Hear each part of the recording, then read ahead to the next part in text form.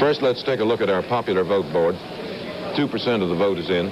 There is the result at this moment. Nixon first, Humphrey second, Wallace third, 43% to 35% to 21. Chet? NBC News now projects the winner in Mississippi will be Wallace, coming out with 60% of the vote. NBC News projections are sure that Wallace will win the presidential race in Mississippi. However, there's still some doubt about the final percentages of the vote for Wallace. Hubert Humphrey and also Hubert Humphrey and Richard Nixon. There may be some changes in these percentages as the night goes on, but we are sure that Wallace will carry the state. Here are some other state-by-state returns. Vermont.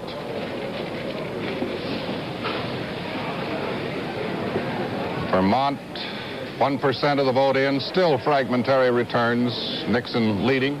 New Hampshire, about the same in New Hampshire, only fragmentary returns, Nixon leading. Ohio, 2% of the vote is in Ohio. Those figures are gradually climbing. Nixon with 49%, Humphrey with 40%, Wallace with 11%. Virginia, less than 1% of the vote in. These are only fragmentary returns, but there Humphrey is in the lead. And in West Virginia, less than 1% of the vote in, still fragmentary returns, Nixon in the lead. Now, on the basis of returns thus far, it looks to NBC News projections as if it's going to be a close presidential race. Thus far, there are no decisive signs for either Nixon or Humphrey, and there is nothing in the popular vote thus far that points to a clear majority in the Electoral College for either of the major party candidates. Insofar as the Electoral College is concerned, and these are based on projections, Wallace now has 17, and Nixon has 9 electoral votes. David? We're going to look now at some individual states, beginning with Mississippi. As you saw a minute ago, NBC News has projected the winner in Mississippi to be George Wallace. 60% is the projected percentage, though that may change. That is based on precincts chosen in advance and coming into our election central here ahead of the figures you see on the board. Now, Florida, 1% of it is in. That has been thought from the beginning to be a three-way race, and no one has been willing to predict who would win it, and we aren't. But at the moment, there's the result. Nixon is ahead, but not by very far. Humphrey is a close second, and George Wallace a strong third. Indiana. Not many votes from Indiana, not enough to mean anything much, but of those we do have, Nixon leads with 58%. Tennessee, we have 29% from Tennessee, showing Nixon first, 42%, Wallace second, and Humphrey third. In North Carolina, 2% of the vote is in, and Wallace is ahead. We've been hearing from North Carolina that the Wallace strength there was receding, but we don't see any evidence of it yet.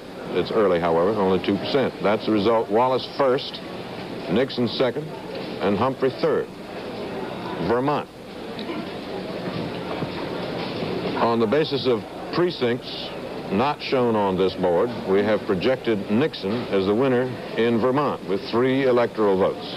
We have projected that he will wind up the evening with 58% of the vote. 58% of the vote in Vermont.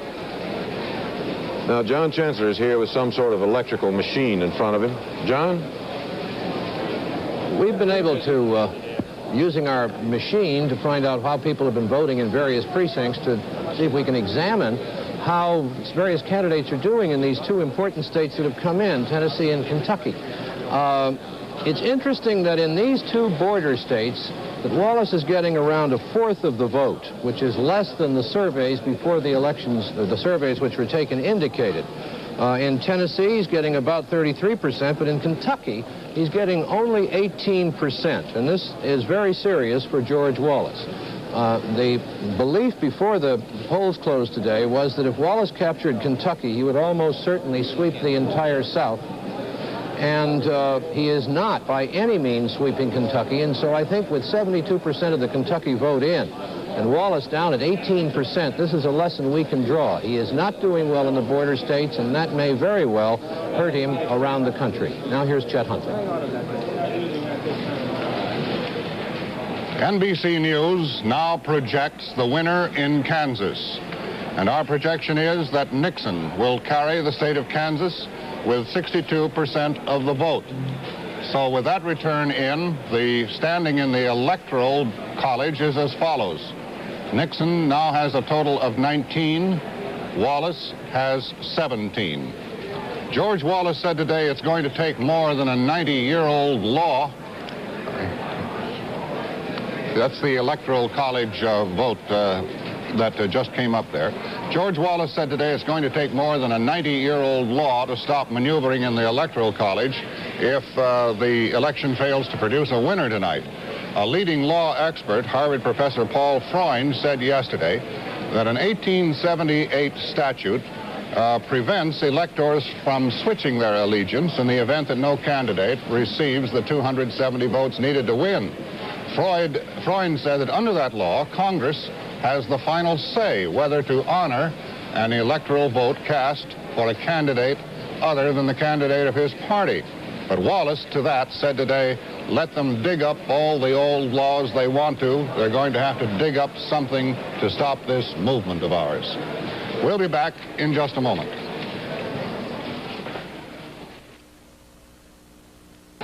We're back in Election Central, and we're going to look first at our big popular vote total. That is the votes counted votes across the country. In those places where the polls are closed, of course, 2% of it, 2% in. Nixon has a lead of 8%, 43 to 35. George Wallace is running 22%. The NBC projection desk feels that is somewhat higher than Wallace's final percentage will be, because a great many of these early returns have come from southern and border states where Wallace's strength is very great. In any case, that is the picture at this moment. Sandy Van Oker?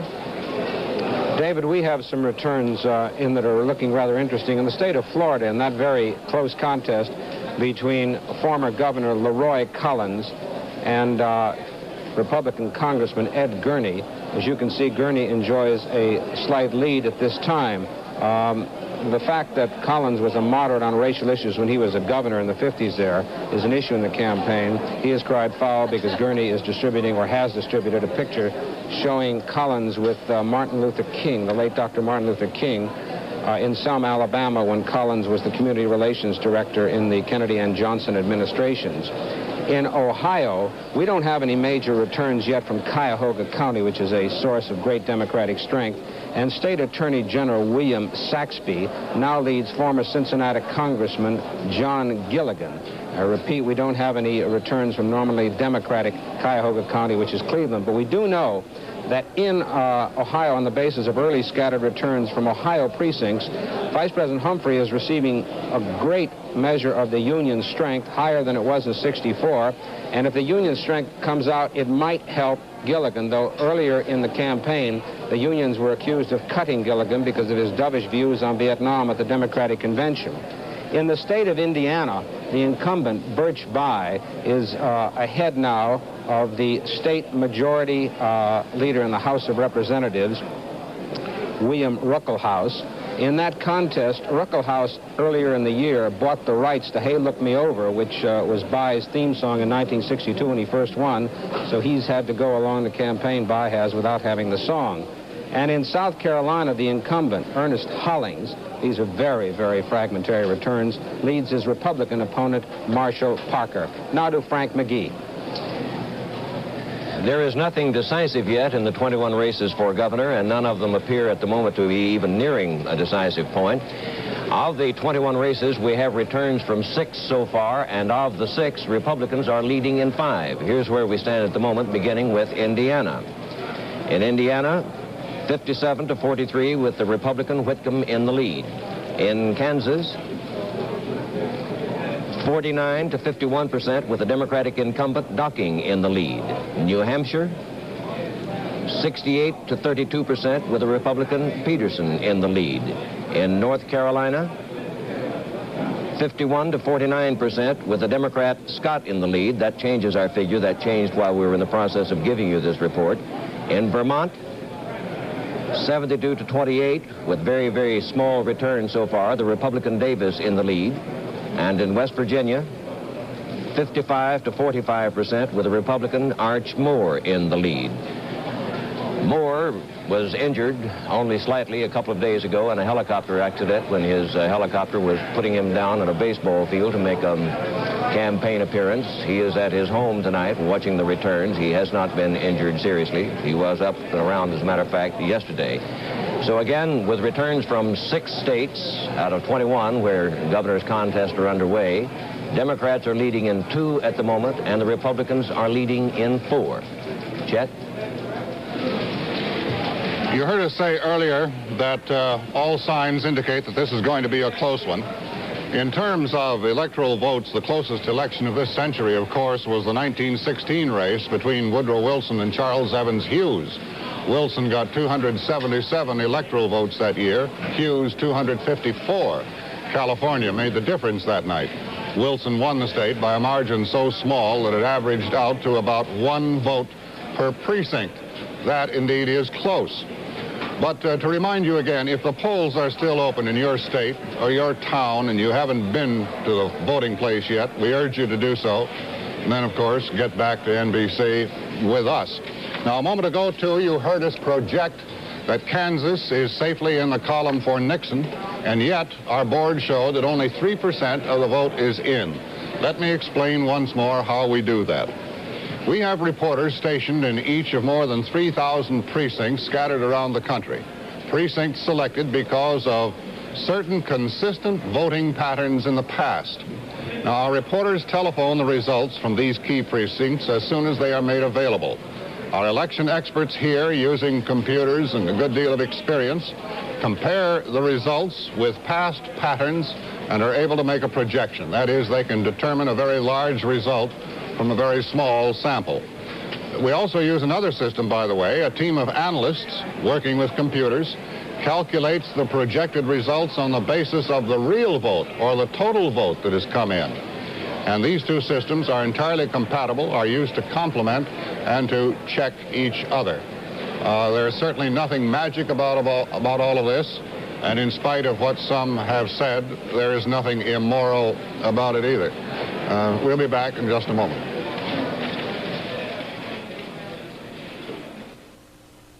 Chet, you were talking a minute ago persuasively and even eloquently about how these sample precincts are chosen and transmitted rapidly to us here in the studio. In Illinois, or from Illinois, these sample results have been sent to us here, and the NBC News projection desk has looked at them and found that the 3 races, president, governor, and senator, the 3 races are too close to project at this time. Now we're going to look at 4 states, beginning with Florida. In Florida, we have about 5% of the vote in. Nixon is in the lead. This is, as we said before, this has been thought from the beginning to be very close, and no one is sure how, no one has been willing to guess how it would turn out. Nixon is leading now with 38%. Humphrey is second with 33, and George Wallace is a strong third with 28. In North Carolina, 2% of it is in. Maybe not enough to prove much yet on these figures. But in any case, Nixon and Wallace are tied virtually. Each has 36%. Humphrey is third. South Carolina, 1% of the vote is in. Too little to tell much. But of what we do have, there's the result. Wallace is first, Nixon second, and Humphrey third. West Virginia. We've been told for weeks by assorted experts that this was one of the few states that Humphrey could count on. We don't know yet how it's going to turn out. We have less than 1% of the vote, but in any case, Humphrey at the moment is in the lead. Ed Newman. Ed? David, I'll say again, at the risk of boring people, that there are 435 seats in the House. It takes 218 for a majority. We have 70 contests decided so far. They're evenly divided, 35 Democrats, 35 Republicans. There's no significance in this. No seat has changed hands. These are all contests in which there was no opposition or only nominal opposition. However, there may be some significance in this fact that in 2 southern states, At the moment, it appears that Democratic candidates for the House are running more strongly than they did in 1966. In Kentucky, Democrats so far are running 2% better than they did. In Tennessee, Democrats are running 5% better than they did in 66. These are border states where, as John Chancellor told us not long ago, George Wallace has not been running as well as he hoped. Whatever happens tonight, Negro representation will be increased in the next Congress. At the moment, there are 6 Negro congressmen, if you include Adam Clayton Powell, the Harlem clergyman, former chairman of the House Committee on Education and Labor, who was denied his seat in 1967 and has not reclaimed it, even though he was reelected in a special election. But in addition to those 6, the new House will have at least 3 more black representatives from districts carved out of black ghettos this year in the redistricting, one in New York, the borough of Brooklyn, one in Cleveland, and one in St. Louis. In Cleveland, the favorite is Louis Stokes, a Democrat, brother of the mayor of Cleveland, Carl Stokes. Now to Sander Van Oken. NBC News has projected another winner in a Senate contest. In the state of Georgia, NBC News has projected Herman Talmadge to win his seat. It's his 3rd term he'll be serving starting in January. This was never really a contest. Talmadge is a fixture in the state. His father was a 4-time governor of the state. But what is significant about this contest is that for the first time in 100 years, I repeat, 100 years, a Republican has felt brave enough to run in a Senate contest.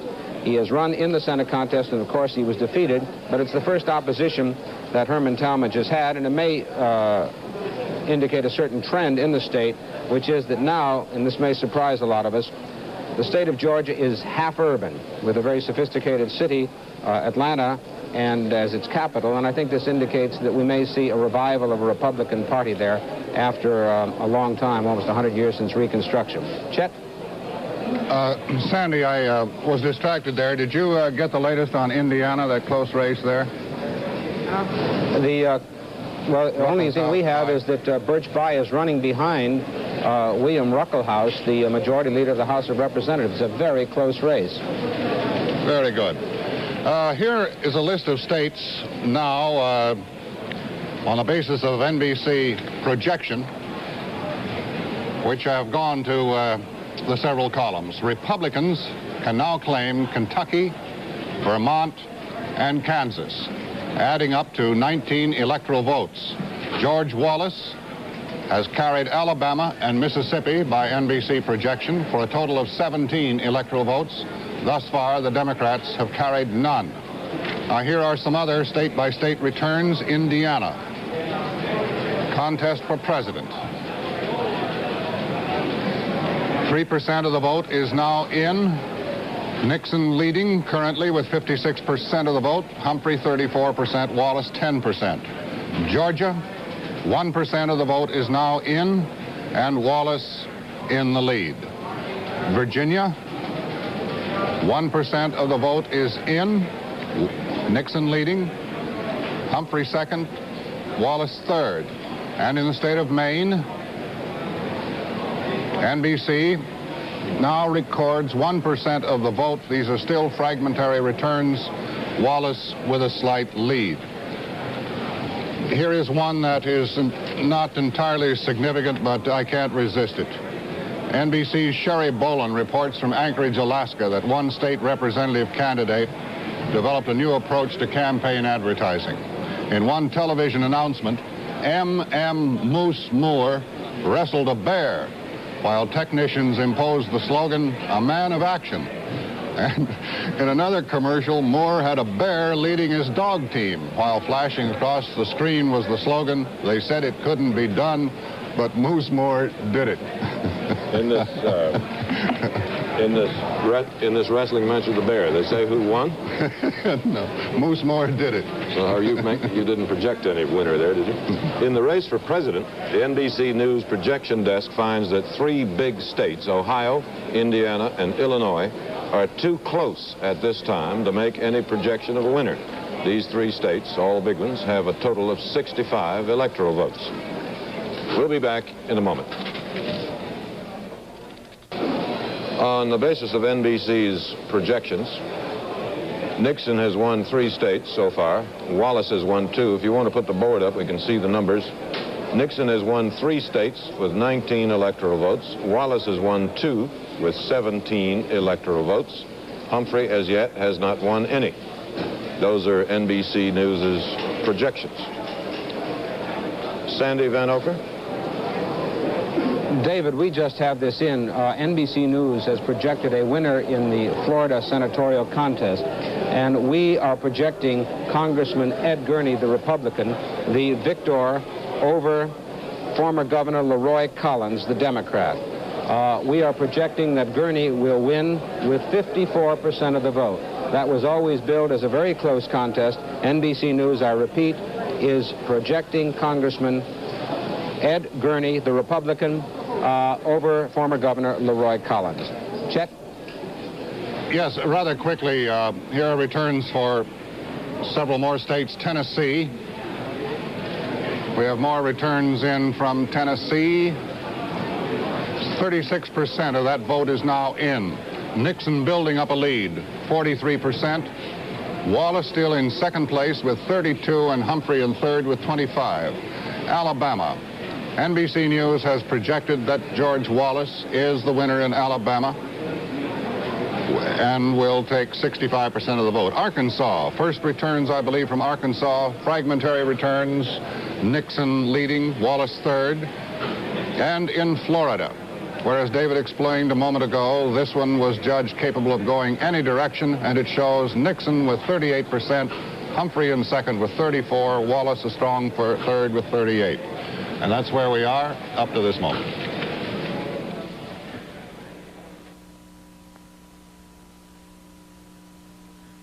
The vote comparison on these things?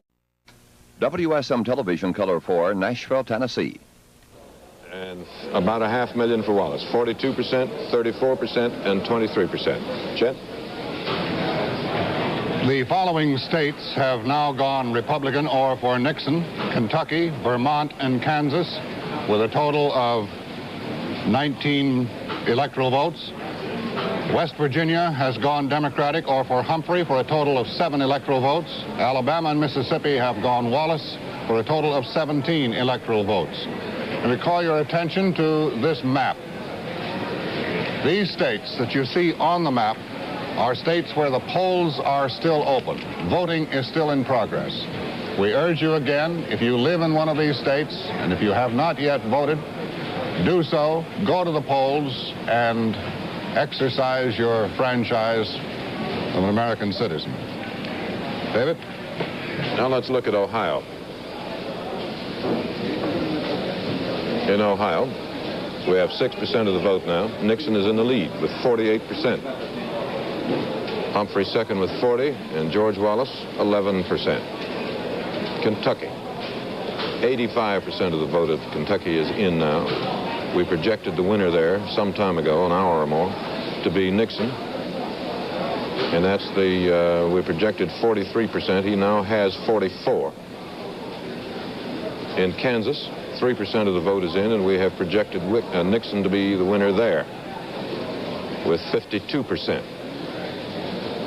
In New Hampshire, 3% of the vote is in, and 3% in New Hampshire, in a small state, is not very much, as you see, not very many votes. Nixon is in the lead, but we still don't have enough to say anything much, certainly anything conclusive about it. We'll be back in a moment.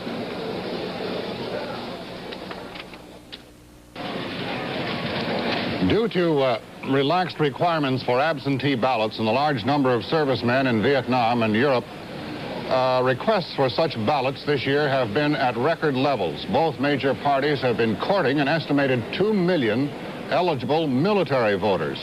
It's not possible to estimate the overall absentee vote because many states don't keep accurate totals of them. And in most states, absentee ballots are counted along with the regular votes.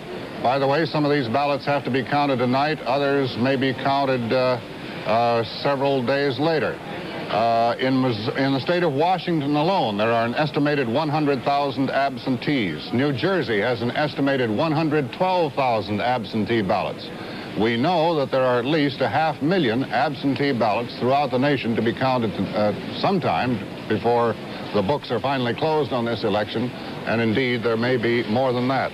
My attention has been called to the state of Tennessee, 39% of the vote is now in, and NBC News projects that Nixon has carried the state of Tennessee with 41% of the vote. To Sander Van Oker. Senator?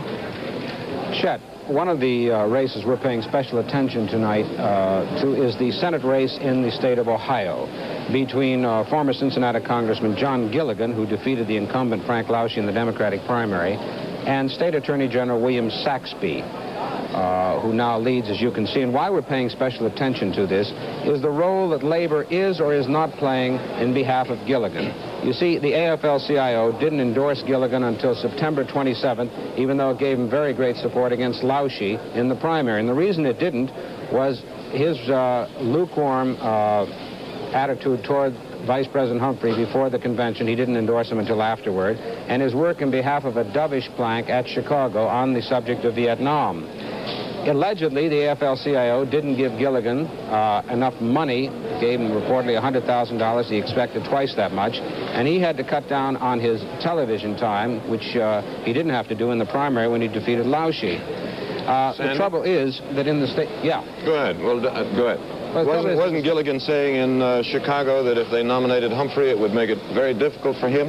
That was the whole point. The people like Gilligan, Bill Clark running against Dirksen, others like them in the platform committee. They said, we can't go home if we don't go home with a peace plan. And when he went home without a peace plan, he angered labor. He didn't satisfy the McCarthy supporters in the state. And if you don't have organized labor behind you and you're a Democrat in Ohio, you're in trouble, because when organized labor gets behind a candidate, as they did behind Stephen Young, you remember in '58, opposing John Bricker, who voted for right-to-work laws, then you as a Democrat are in deep trouble. And especially in the state of Ohio, because William Saxby was the only major Republican in the state in 1958 who opposed right-to-work. So it's a great question about how much support Gilligan will get from labor. If he doesn't get a great deal, then he's going to be in deep trouble in Ohio. Sandy, just glancing at your board, I can't quite see all of it, but it seems to me the only one still in doubt and on which we do not have a projected conclusion is Indiana again. What do you show there? Indiana, we have the Republican, William Ruckelhaus, the majority leader of the House, with a pretty good lead over the incumbent Birch Bayh. And I suppose also you could say it's a great question in that state what organized labor is doing for Birch Bayh, because organized labor matters way up there in Lake County. And maybe if those voters, we don't know yet, are going for George Wallace, I'm just projecting this may be hurting Birch Bayh. I think John Chancellor has some more information on what labor is doing in the presidential contest in Ohio. Is that right, John? Yes, I do, and it's quite interesting. Vice President Humphrey is receiving 51% now by our calculations, and that's rough. He's receiving about half of the Union vote in Ohio, compared to about a third of the Union vote for Nixon, and what we calculate now at 17% for Wallace. And this is very interesting. Wallace should have done better than that, but also Humphrey, according to the close connection between organized labor and Democrats in Ohio, should have done better. 50% of the vote is not as good as Lyndon Johnson's 3/4 of the labor vote, 78% in the final reckoning in Ohio in 1964. Also, Nixon, with about a third of the labor vote, is doing much better than the Republicans did in a two-way contest in Ohio 4 years ago. In that contest, running against President Johnson, the Republican Goldwater got 22% of the labor vote. Now, there are many complicated factors involving in this, but one of the suggested indications here in these figures is that organized labor coming out on behalf of Hubert Humphrey against George Wallace may in fact have won some votes in labor for Nixon, which is quite interesting. The turnout rate, the number of labor families that went to the polls today is, according to our estimates, a good bit higher than it was in 1964. So while the situation is mixed, Humphrey is not doing as well as the Democrats did 4 years ago in Ohio, but neither is George Wallace doing as well as he had hoped in that state. Nixon, as a matter of fact, is doing a little bit better in some Democratic areas than anybody had expected him to, and the Republican voters there who deserted the party, the Goldwater Republican Party 4 years ago, seem to be returning to the Nixon Party now. This is, I think, you'll see a good bit of this tonight. Vermont traditionally a Republican state, deserted the Republican Party in 1964 and has returned to the fold this time. Now here's Frank McGee. Republicans had been expected to win some governor's races where popular Democrats decided either to retire or to seek another office, and that is happening tonight in Vermont. NBC News has projected a winner in the state of Vermont, the Republican Dean C. Davis, who currently is garnering 59% of the vote to the Democratic John Daley's 41%. Our projection is that when all the tabulating is done, Davis will be the winner by 58%. Interestingly enough, that's the same margin by which Nixon is currently carrying the state. Davis is 67 years old. He's chairman of the board of the National Life Insurance Company. He hasn't held an elective office in 30 years, and he's an old-line conservative. He said his recipe for the state of Vermont would be a little bit of fiscal conservatism, a little bit of economy in state expenditures, a little bit of slowing down, he said, to permit growth on the part of the state. He will take the place of Philip Hoff, the Democratic governor who retired after 3 two-year terms. It's a tough loss for the Democrat, John Daley, who at 45 years old is the father of 11 children. Had he won, he would have been the new champion in that department, surpassing New Jersey's Governor Richard Hughes, the current title holder, with 10 children. David? Thank you. NBC News projects Nixon, the winner in Florida, in the presidential election in Florida, with 40% of the vote. It turned out to be pretty close, as forecast. Nixon has 38% in the votes we have already counted. We project that he will have 40 when they are all counted. Now we're going to look at 4 other states, beginning with Illinois. Illinois hasn't been closed very long, but we now have a few figures from there. Just a few. Nixon is ahead, but the figures are so few in number that they don't mean much. South Carolina, 5% in from South Carolina. That is Senator Strom Thurmond's home state. He has been working avidly, not to say eagerly, for Nixon, but in his own state at this early hour. It may not turn out that way at the finish, but at this early hour, George Wallace is first, Humphrey is second, and Nixon is third. In Arkansas, less than 1%, hardly worth spending any time on that. But anyway, there are our first figures from Arkansas. There's too few to mean anything. In Georgia, 3% is in. Wallace is well in the lead in Georgia at this early hour, 52%, 13,000 votes, more than his 2 opponents combined. Chet? Some more returns from various states. Indiana, for example.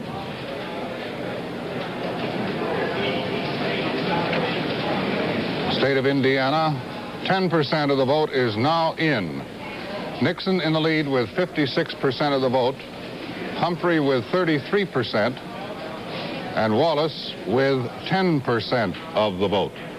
State of Virginia, 7% of the vote is now in. Nixon in the lead with 39%, Wallace in second place with 31%, and Humphrey a close third with 29% of the vote.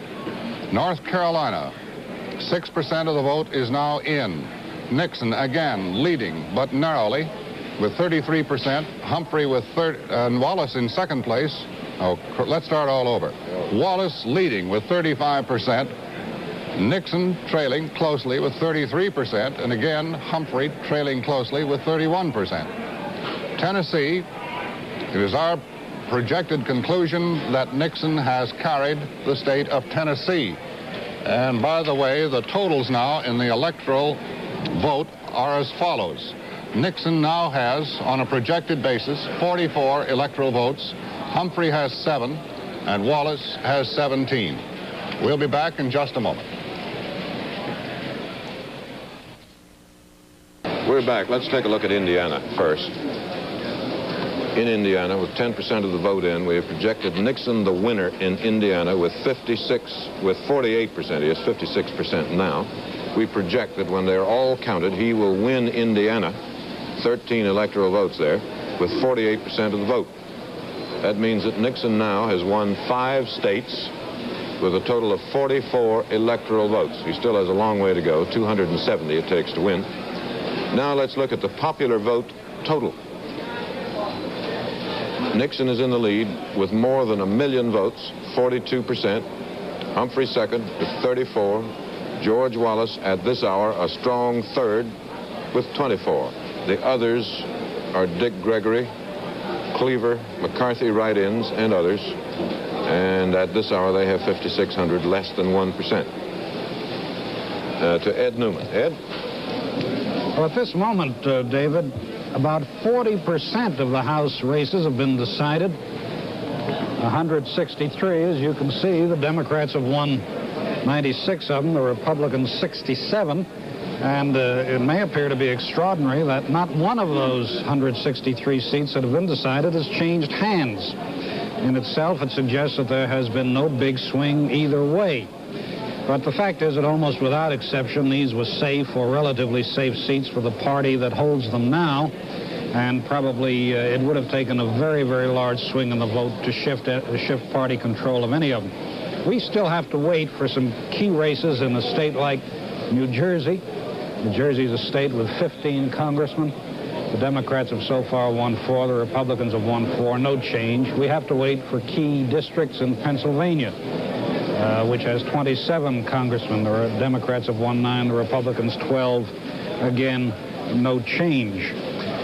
In fact, with all the safe seats remaining safe, it appears that none of the House leaders from either party will lose today. Speaker John McCormick, Democratic leader Carl Albert of Oklahoma, Gerald Ford of Michigan, the Republican leader, Leslie Aarons of Illinois, the Republican whip, Melvin Laird of Wisconsin, the chairman of the Republican Conference. Hale Boggs of Louisiana, the Democratic whip, did have a pretty tough fight. He is expected, however, to make it. Now, perhaps there must be one change in the committee chairmanship in the House. That's in the House Committee on Un-American Activities. The current chairman, Edwin Willis of Louisiana, was upset in the primary, so he will not be back in January. If Richard Icord, a Democrat of Missouri, wins his seat today, holds his seat today, he will be the new chairman. Now to Sander Van Oker. We have another projected winner in a Senate contest, and that is in South Carolina, where NBC News is projecting that the incumbent, seeking his second term, Ernest Hollings, will win that race with 57% of the vote over his Republican opponent, Marshall Parker. That race was thought to be somewhat closer than it turned out to be because it was felt that Hollings had disappointed many of the Negro voters who first put him across when he ran for the Senate, but apparently he's doing very well, and we have projected him as the winner, Ernest Hollings, the incumbent. In New Hampshire, with early returns in, the incumbent Senator Norris Cotton is running, and these are early returns, quite a bit ahead of Governor John King, the Democrat. Governor King was first a supporter of the Johnson administration on Vietnam. Then he called for a bombing halt. Cotton has been holding pretty firm to a tough view on Vietnam, and it looks now that Governor King, who's been a very popular governor up there, is running pretty well behind with 5% of the votes in. Over in the close contest in Indiana, the incumbent Birch Bayh, seeking his second term, is running behind the Republican William Ruckelshaus. The first S in his name is pronounced, it's silent. William Ruckelshaus, who's the majority leader, he's just 35 years old. Bayh is 40, so that's a spirited contest now between two young men. Over in Ohio, there is another close contest between former Cincinnati Congressman John Gilligan, who is now trailing the State Attorney General, William Saxby. So far as we know, the expected heavy Democratic vote from Cuyahoga County has either not started to come in or is just trickling in at this point, but we'll be paying close attention to this close race. David? At 8:20, the NBC News projection desk still sees the possibility of a close presidential race. There is nothing in the national popular vote total so far to show a big victory for either candidate. Nixon is in the lead in the popular vote, but the big industrial states of the North, where Hubert Humphrey's strength lies, have not yet been heard from. The percentage of vote for Wallace seems a little high, but perhaps because of the early closing time of states in the deep South, where he is strongest. We'll be back in a moment.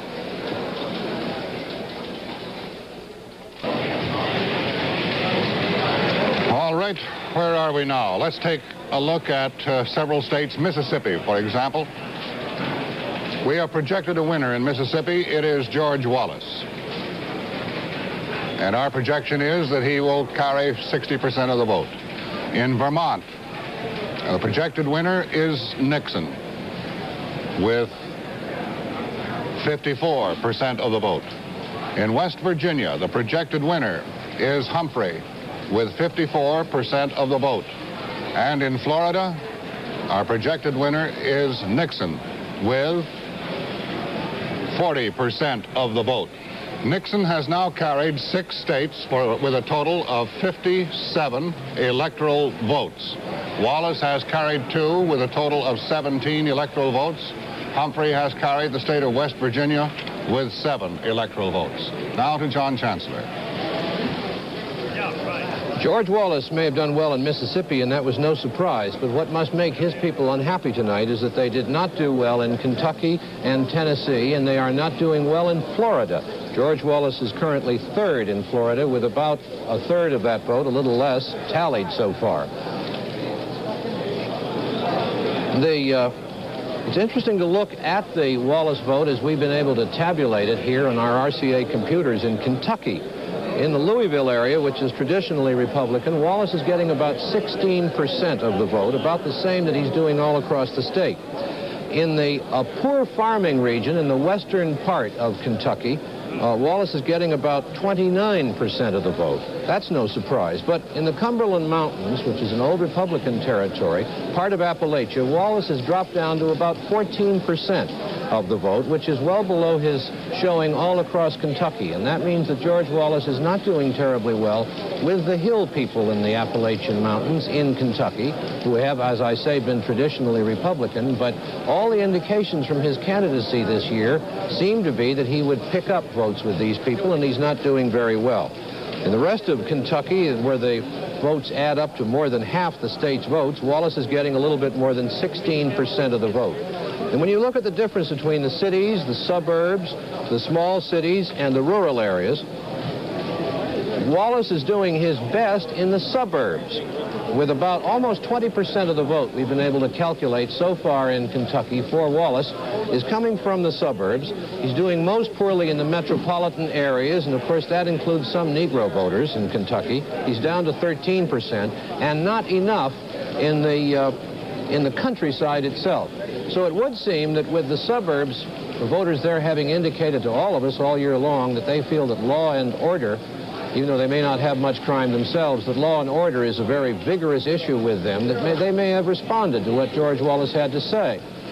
But he did not do as well as he expected it to elsewhere in Kentucky, and that's where George Wallace stands in that state now. That Senator Ribicoff retains his seat. I don't know what that projection means. We tried to correct it. We'll find out later. But anyhow, we are projecting that Senator Ribicoff will be the projected winner in the state of Connecticut. In that state, the main issue, it seemed to us, going around the state, was Congressman May accusing Senator Ribicoff of being way off base when, as you remember, Senator Ribicoff nominated George McGovern and said with George McGovern as president, we wouldn't have Gestapo tactics in the streets. And as you remember,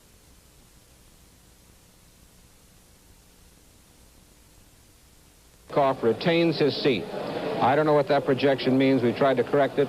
We'll find out later. But anyhow, we are projecting that Senator Ribicoff will be the projected winner in the state of Connecticut. In that state, the main issue, it seemed to us, going around the state, was Congressman May accusing Senator Ribicoff of being way off base when, as you remember, Senator Ribicoff nominated George McGovern and said with George McGovern as president, we wouldn't have Gestapo tactics in the streets. And as you remember, Mayor Daley took umbrage of that and shouted something at Senator Ribicoff. Now back to David. Thank you. We're going to look at 6 states, beginning with Pennsylvania, where the figures have just now begun to come in. We have 1%. Humphrey is in the lead, 54%. Nixon second, and Wallace third. In Ohio, Nixon is leading, Humphrey second, Wallace is 12%. In Maine, home state of Senator Muskie, Democratic candidate for vice president, the Humphrey Muskie ticket there has 81%. Nixon 18, and Wallace 1%. New Hampshire, 7% of New Hampshire is in. Nixon is in the lead. Humphrey second, Wallace a weak third. Connecticut. Connecticut just closed a half hour ago, but they're all voting machines, and so they come in quite fast. We have 3%. Humphrey is first with 59%, Nixon second, and Wallace third with 8%. In Oklahoma, just a few there. They've just closed in Oklahoma. We only have a few votes, but Nixon is well ahead. Chet? Here are some more returns, if I may, Sandy, on that very close Senate race in the state of Indiana. 16%, 18% of the vote is now in, and it reveals incumbent Birch Bayh with 48% of the vote, Ruckelshaus with 52% of the vote. Bayh with 194,000 plus, Ruckelshaus with 213,000 plus. In the District of Columbia, NBC News' projection of a Humphrey victory there is based on partial returns from 99% of the precincts in the district. Now, the rundown on electoral votes thus far is as follows. Nixon has now carried 7 states with a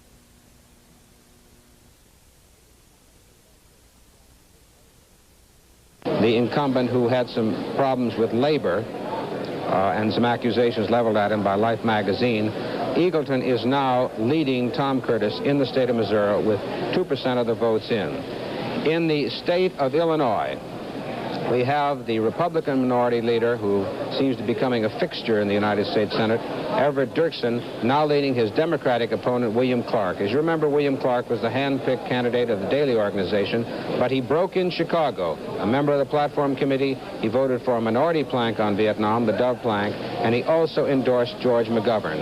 And not much has been done for Mr. Clark by the Daley organization and the Democratic organization in the state of Illinois, and Senator Dirksen, with 1% of the vote in, has a very healthy margin. Another contest in Oklahoma, where a long-time Democratic incumbent, Senator Mike Monroney, is now behind the former governor of the state, Henry Bellman, who is an early supporter of Richard Nixon. With 1% of the vote in, Bellman is ahead of Monroney. There's a third-party candidate in the state of Kansas, as you can see, but he's not really in the contest. That is a very close contest in the state of Kansas, and there were predictions before that Monroney would have a very tough fight. He's been in the Congress, House, and Senate for many years, but Bellman is a very strong and attractive candidate out there. Frank? NBC News has projected another winner in a governor's race, this one in New Hampshire.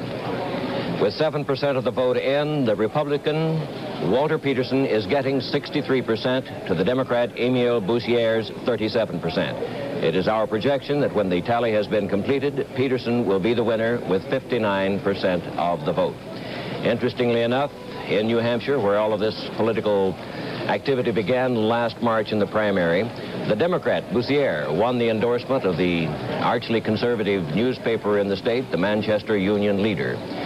Peterson, our projected winner, has been Speaker of the New Hampshire House since 1965, and the New Hampshire House, by the way, is the third largest elective deliberated body in the Western world. Peterson takes a seat that was held by a Democrat, John King, who decided not to run for governor and try for the Senate instead, and at the moment is badly trailing his opponent, Norris Cotton, the Republican from New Hampshire. The big issue in the campaign was taxes, with Boussier, the Democrat, pledged to veto any attempt to increase taxes, and with Peterson, the Republican, saying only that he had an open mind. One of the issues in the campaign was Peterson's proposal to build a stadium in New Hampshire for professional football and baseball teams currently located in Boston. Boussier ridiculed this, said he'd contacted one of the teams there at least, and they had contracts running through 70 and were happy with their stadium arrangements and had plans to make others. So of the two races that NBC News has called projected winners in tonight, both of them are in the Northeast. Both were formerly Democratic. Both are projected to go Republican. One in New Hampshire, the other in Vermont. David?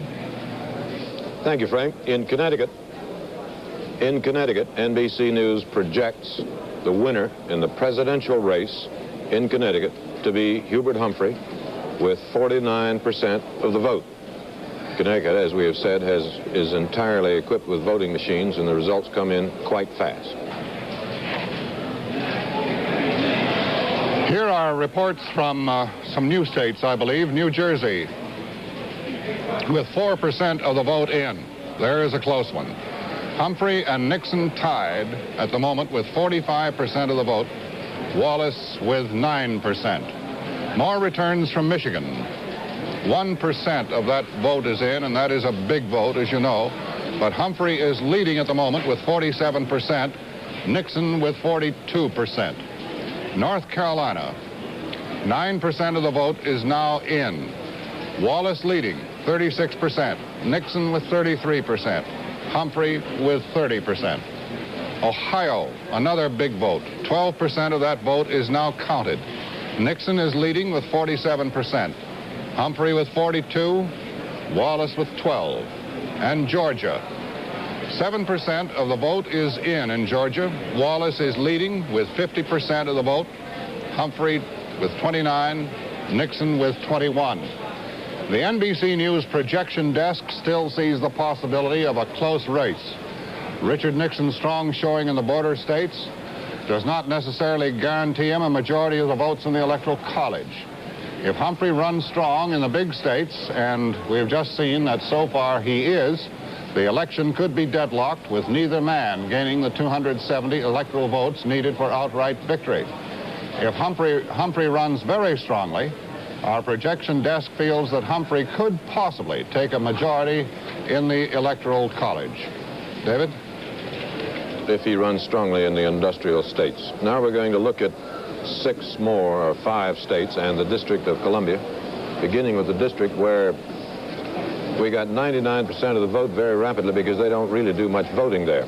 They elected a school board today and voted for president. The projected winner is Humphrey with 78% of the vote.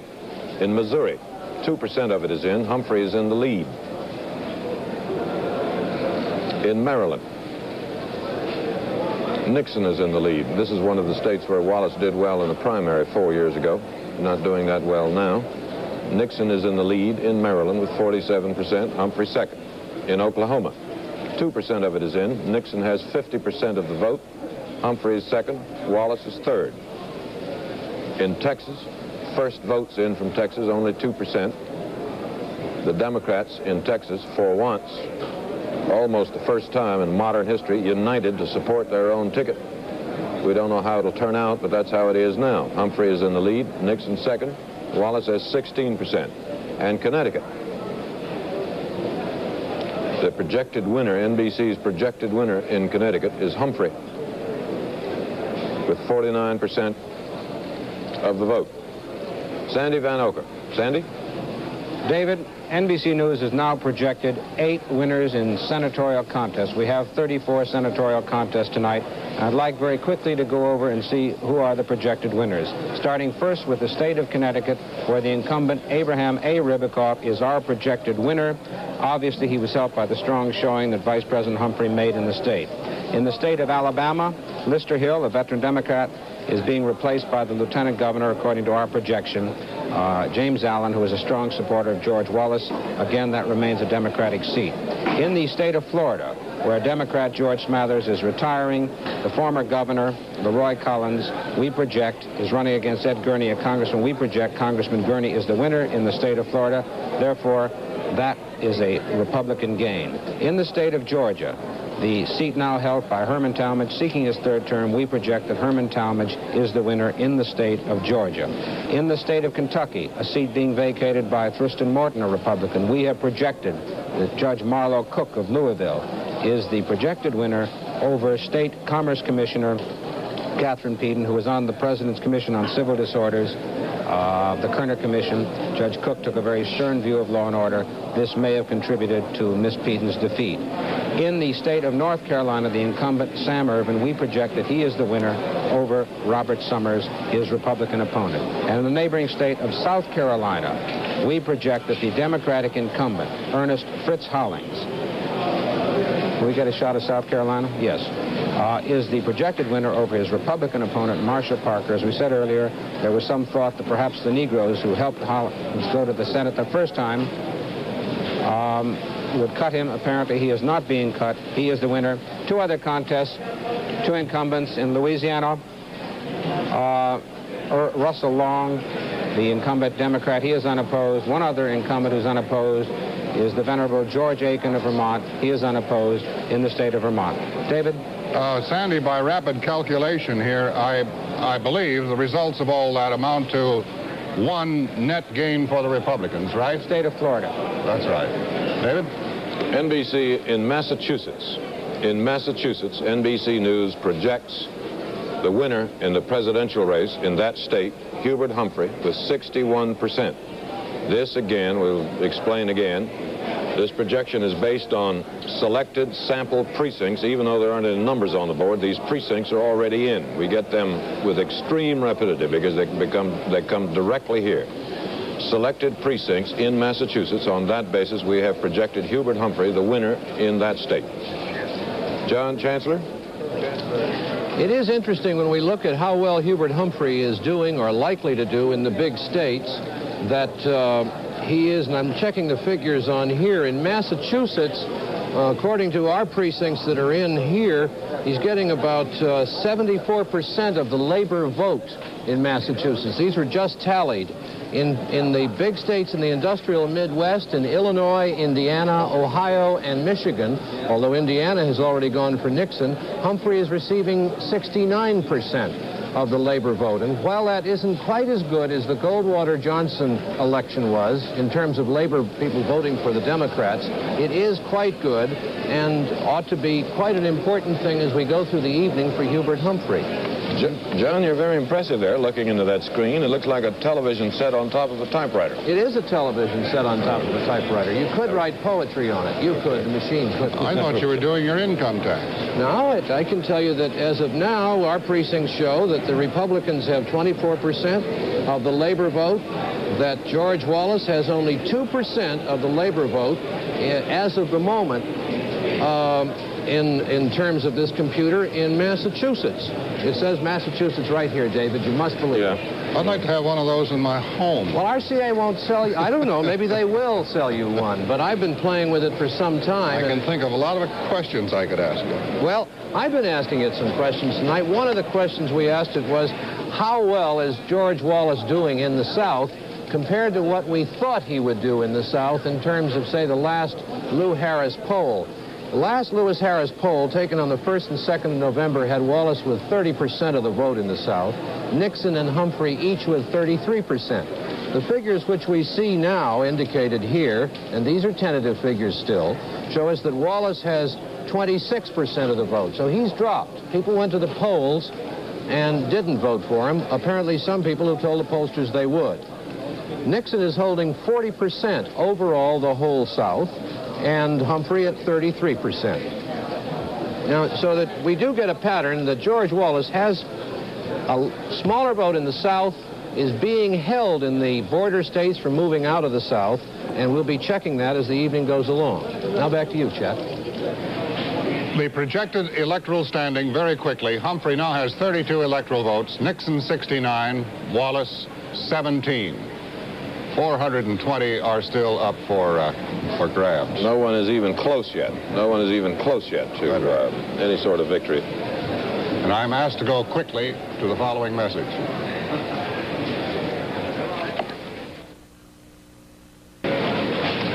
Communist Yugoslavia's television presented a 45-minute program tonight backgrounding our presidential election with film shot by the Yugoslav television team that spent several days touring with the candidates. Crowds gathered long before returns were available at the United States Information Agency in Belgrade, where an electronic tally was set up to announce the results. As a matter of fact, Europe has never shown as much interest in our election as they're showing this year, and they will have never seen as much. I know we are supplying facilities and whatnot via satellite to a number of European agencies. Harry's Bar, by the way, took its usual and traditional poll in Paris, had Nixon the winner by one vote. And the BBC, of course, in London is taking several hours of this television, of these election results. To Frank McGee.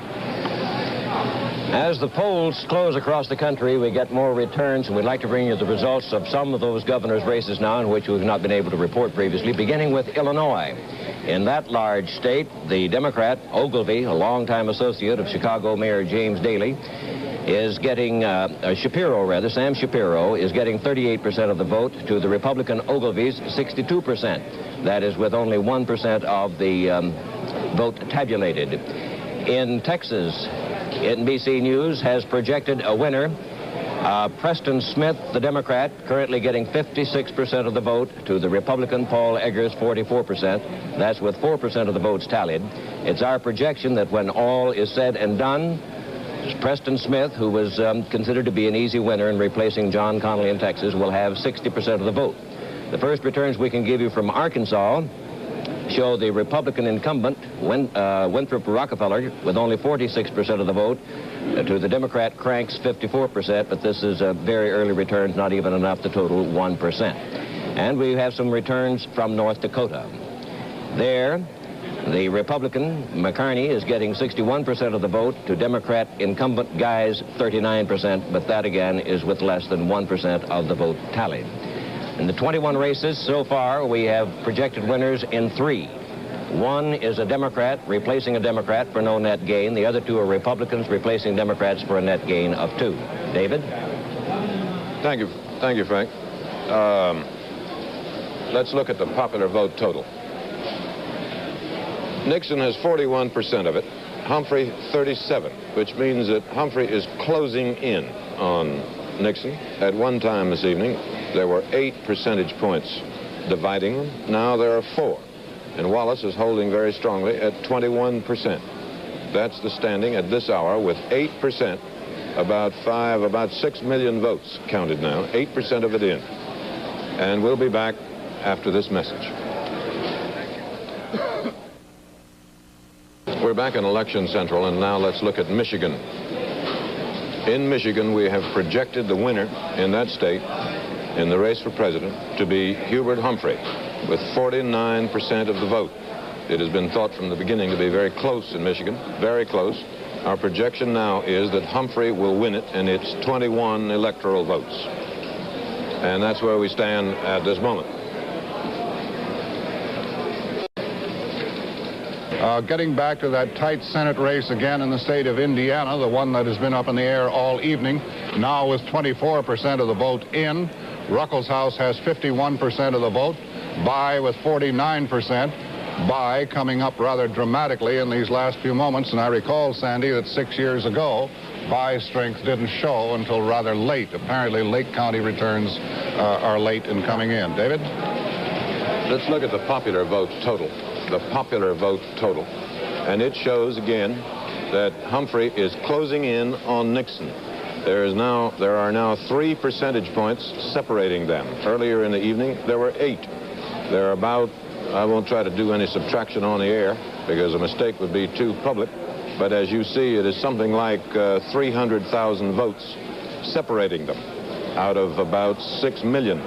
38% for Humphrey, 41% for Nixon, 21% for Wallace. Now the electoral votes, those based on NBC's projections of states already won, show Nixon the projected winner in 8 states having 77 electoral votes, Humphrey in 5 with 53, Wallace in 2 with 17. 36 states remain undecided. As you see, Nixon has 77, but that's still a great distance from having the 270 he needs to win. To Ed Newman. Ed?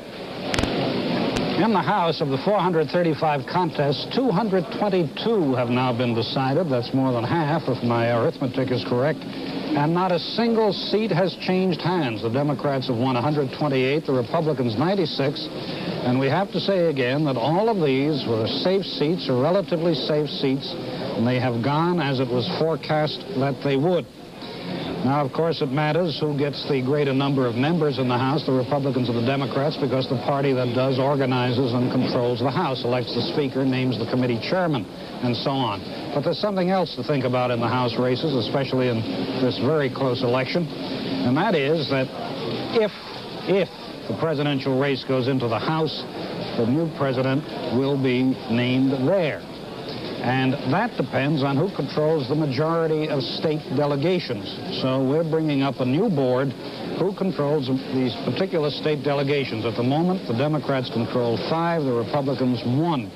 Democratic states so far: Georgia, Mississippi, Missouri, Texas, West Virginia, the Republican Ohio. These are very early times. I don't want to attempt to draw any conclusions about this. The race may not go into the House. If it does, nobody can say what will happen. But if it does go into the House, it's extremely important who controls the majority of state delegations, because each delegation, no matter what the state size, gets 1 vote. So we'll be watching that very closely also. Now to Sander Vanoker. We have 2 projected winners, 2 new projected winners in the senatorial contest. The first is in the state of Maryland, where NBC News projects the winner, Republican Congressman Charles McMathias from suburban Maryland County, that's right around Washington, as the projected winner over the incumbent Senator Daniel Brewster. Brewster was a very strong supporter of President Johnson's on Vietnam. In the contest, you may remember that name. If we can hold that a minute, we're projecting Mathias. Can we go back? That man Mahoney, George Mahoney, ran for the governorship of Maryland in 1966 as a Democrat, and he was beaten by none other than Spiro Agnew. And Mahoney ran on what a lot of people consider was a racist platform, whose appeal was based on the slogan, "Your home is your castle, protect it." That was in opposition to the open housing, and Spiro Agnew beat him. The other projected winner we have, the new projected winner, is in the state of New Hampshire, where the incumbent, Norris Cotton, we project is the winner over Governor John King, the Democrat. There is an incumbent who may be in trouble in the state of Pennsylvania, and that is Joseph Clark, the Democratic senator in the state of Pennsylvania. If we can move to the Pennsylvania board, we'll look at the situation over there. There we are. Joseph Clark, seeking his 3rd term in the Senate, trails Congressman Richard Schweiker from suburban Philadelphia by a goodly margin at this time. Now, we don't know whether Philadelphia is in yet, but Clark is running behind, and Clark was an early opponent of the Vietnam War, later supported President Johnson, but he is now trailing Republican Congressman Richard Schweiker. In the state of Oklahoma, there appears to be a very close race, but the incumbent, Mike Monroney, seeking his 4th term, is trailing the former governor, Henry Bellman, the first Republican ever to be elected governor of the state of Oklahoma, by about 9 points. Bellman, as you may remember, was the first man to head the Nixon for President committee, then dropped out to run his senatorial contest, and he now leads Mike Monroney, who is seeking his 4th term in the Senate in Oklahoma. In Indiana, as you mentioned a few moments ago, Chet, Birch Bayh, the incumbent seeking his 2nd term, is closing the gap, but he still trails William Ruckelhaus, a young man, 35. Bayh is a young man, too. He's 40, in that contest in the state of Indiana. In the state of Missouri, the lieutenant governor, Thomas Eagleton, who defeated the incumbent, Edward Long, in the Democratic primary. Eagleton was a McCarthy supporter, favored a ceasefire in Vietnam. He's very liberal.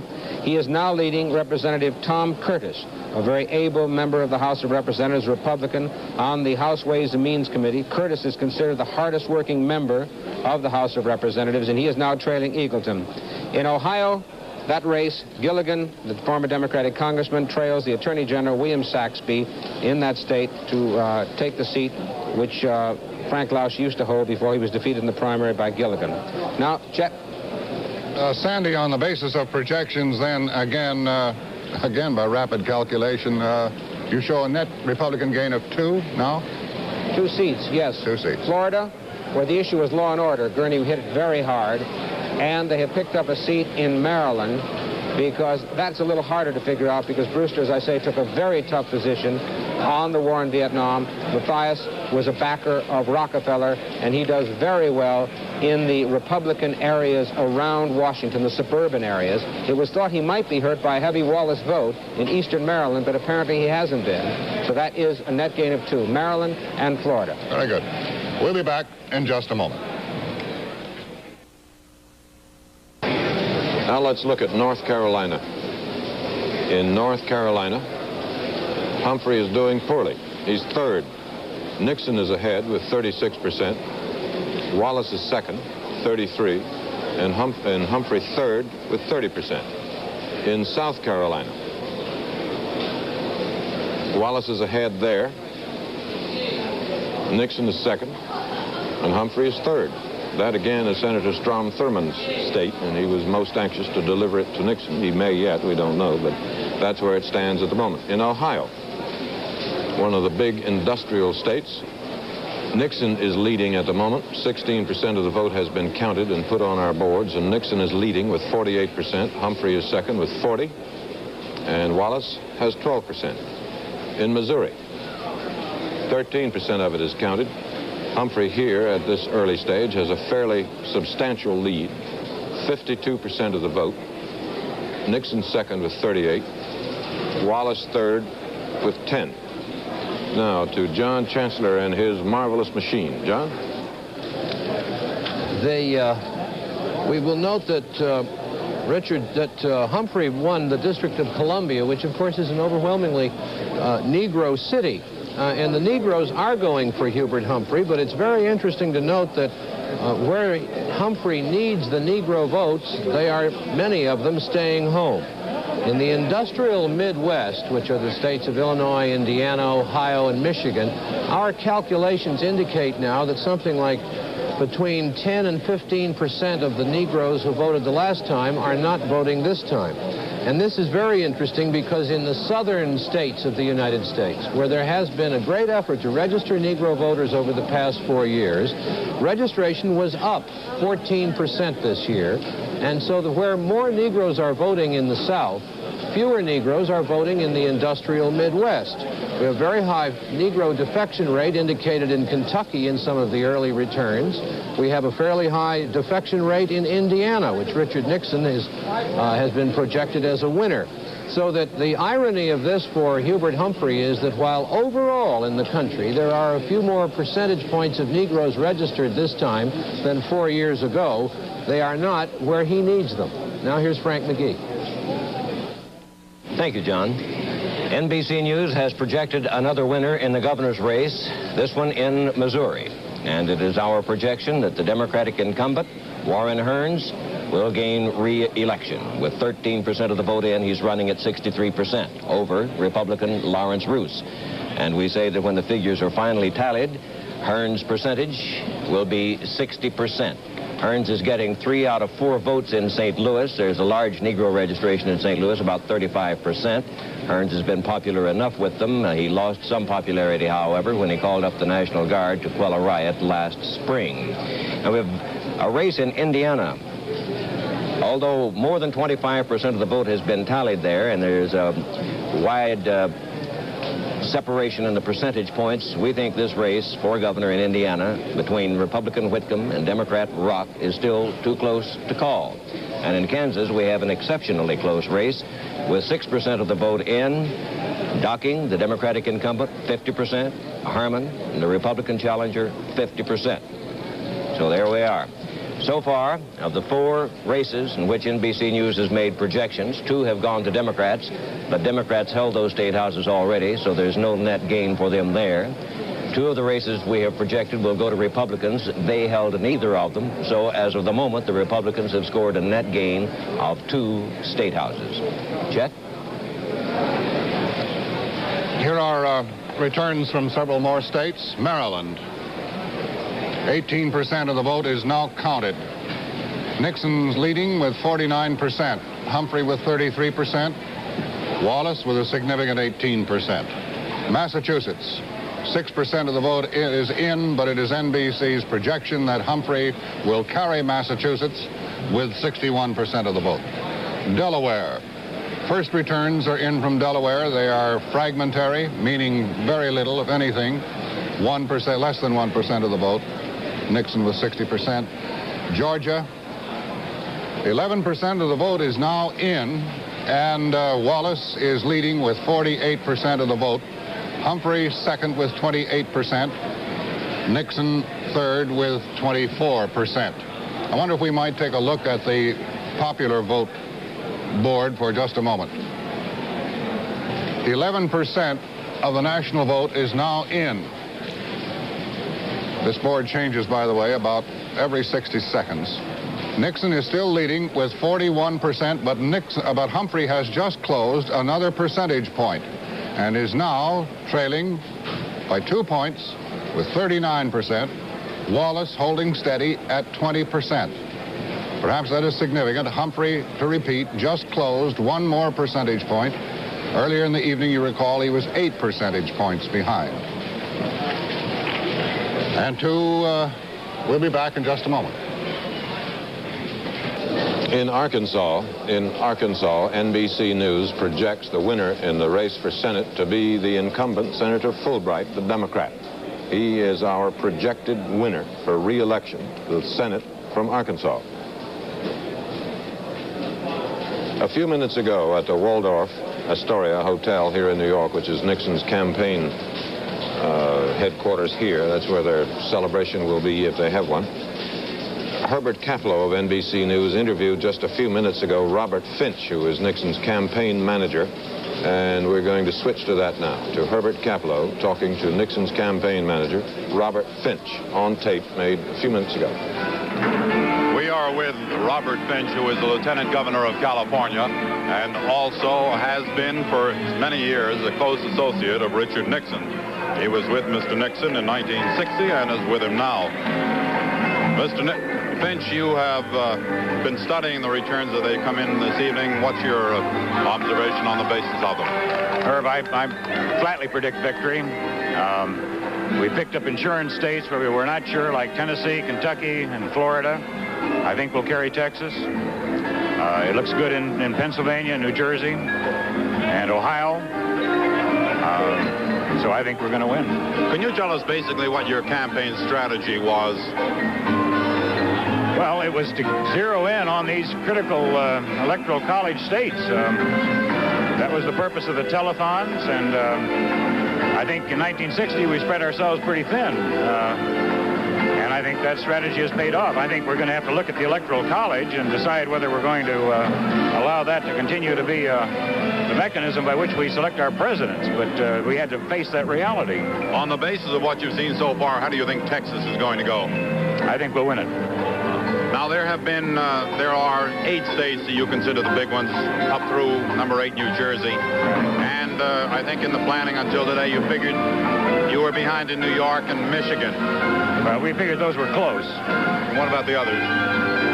Well, we're very much encouraged because the other, the border states we've gotten, and I think we'll carry California, so that I'm very optimistic. I think the only ones in question are Michigan at this point, and perhaps New York, right? How do you explain the strange behavior of the polls in the last week? I don't know. I think we're going to have an accounting after this is over.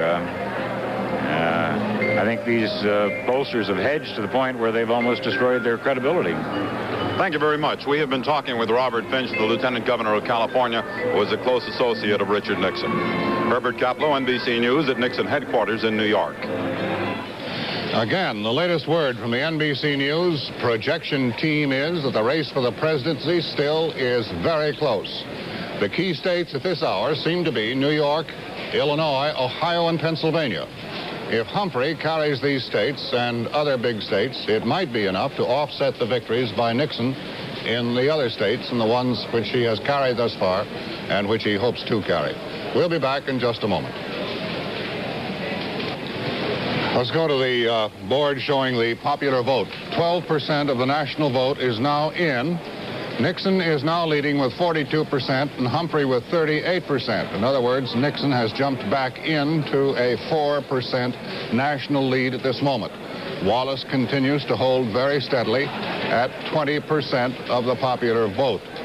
The other candidates, several of them, are trailing far behind with yet to register 1% of the total vote. Now let's go to the Electoral College Board and see how that adds up to this moment. Nixon has carried 8 states for a total of 77 votes in the Electoral College. Hubert Humphrey has carried 5 states, including the District of Columbia, for a total of 53. George Wallace still stands with 2 states to his credit for a total of 17 electoral votes. 36 states yet undecided, representing a total of 391 big electoral votes. Again, let's recap the popular vote board. There was a change up there while we were talking. 13% of the vote is now in. Nixon with 41%. Humphrey with 38%. 3 percentage points back. Wallace, again, still holding at 20% to this moment. We are now projecting, NBC News is projecting, Senator Jacob Javits winning another term in the U.S. Senate. The vote is hardly in yet, but we are projecting Senator Javits, who was by all odds a very heavy favorite to win here in the state of New York. He is one of the most formidable vote getters in the history of this state, indeed in the history of the United States. So we are projecting Senator Jacob Javits over his Democratic opponent, Paul O'Dwyer. Even though the votes are not fully in yet, it's a very fully in, they're hardly in, we are still projecting Jacob Javits as the winner in New York. David?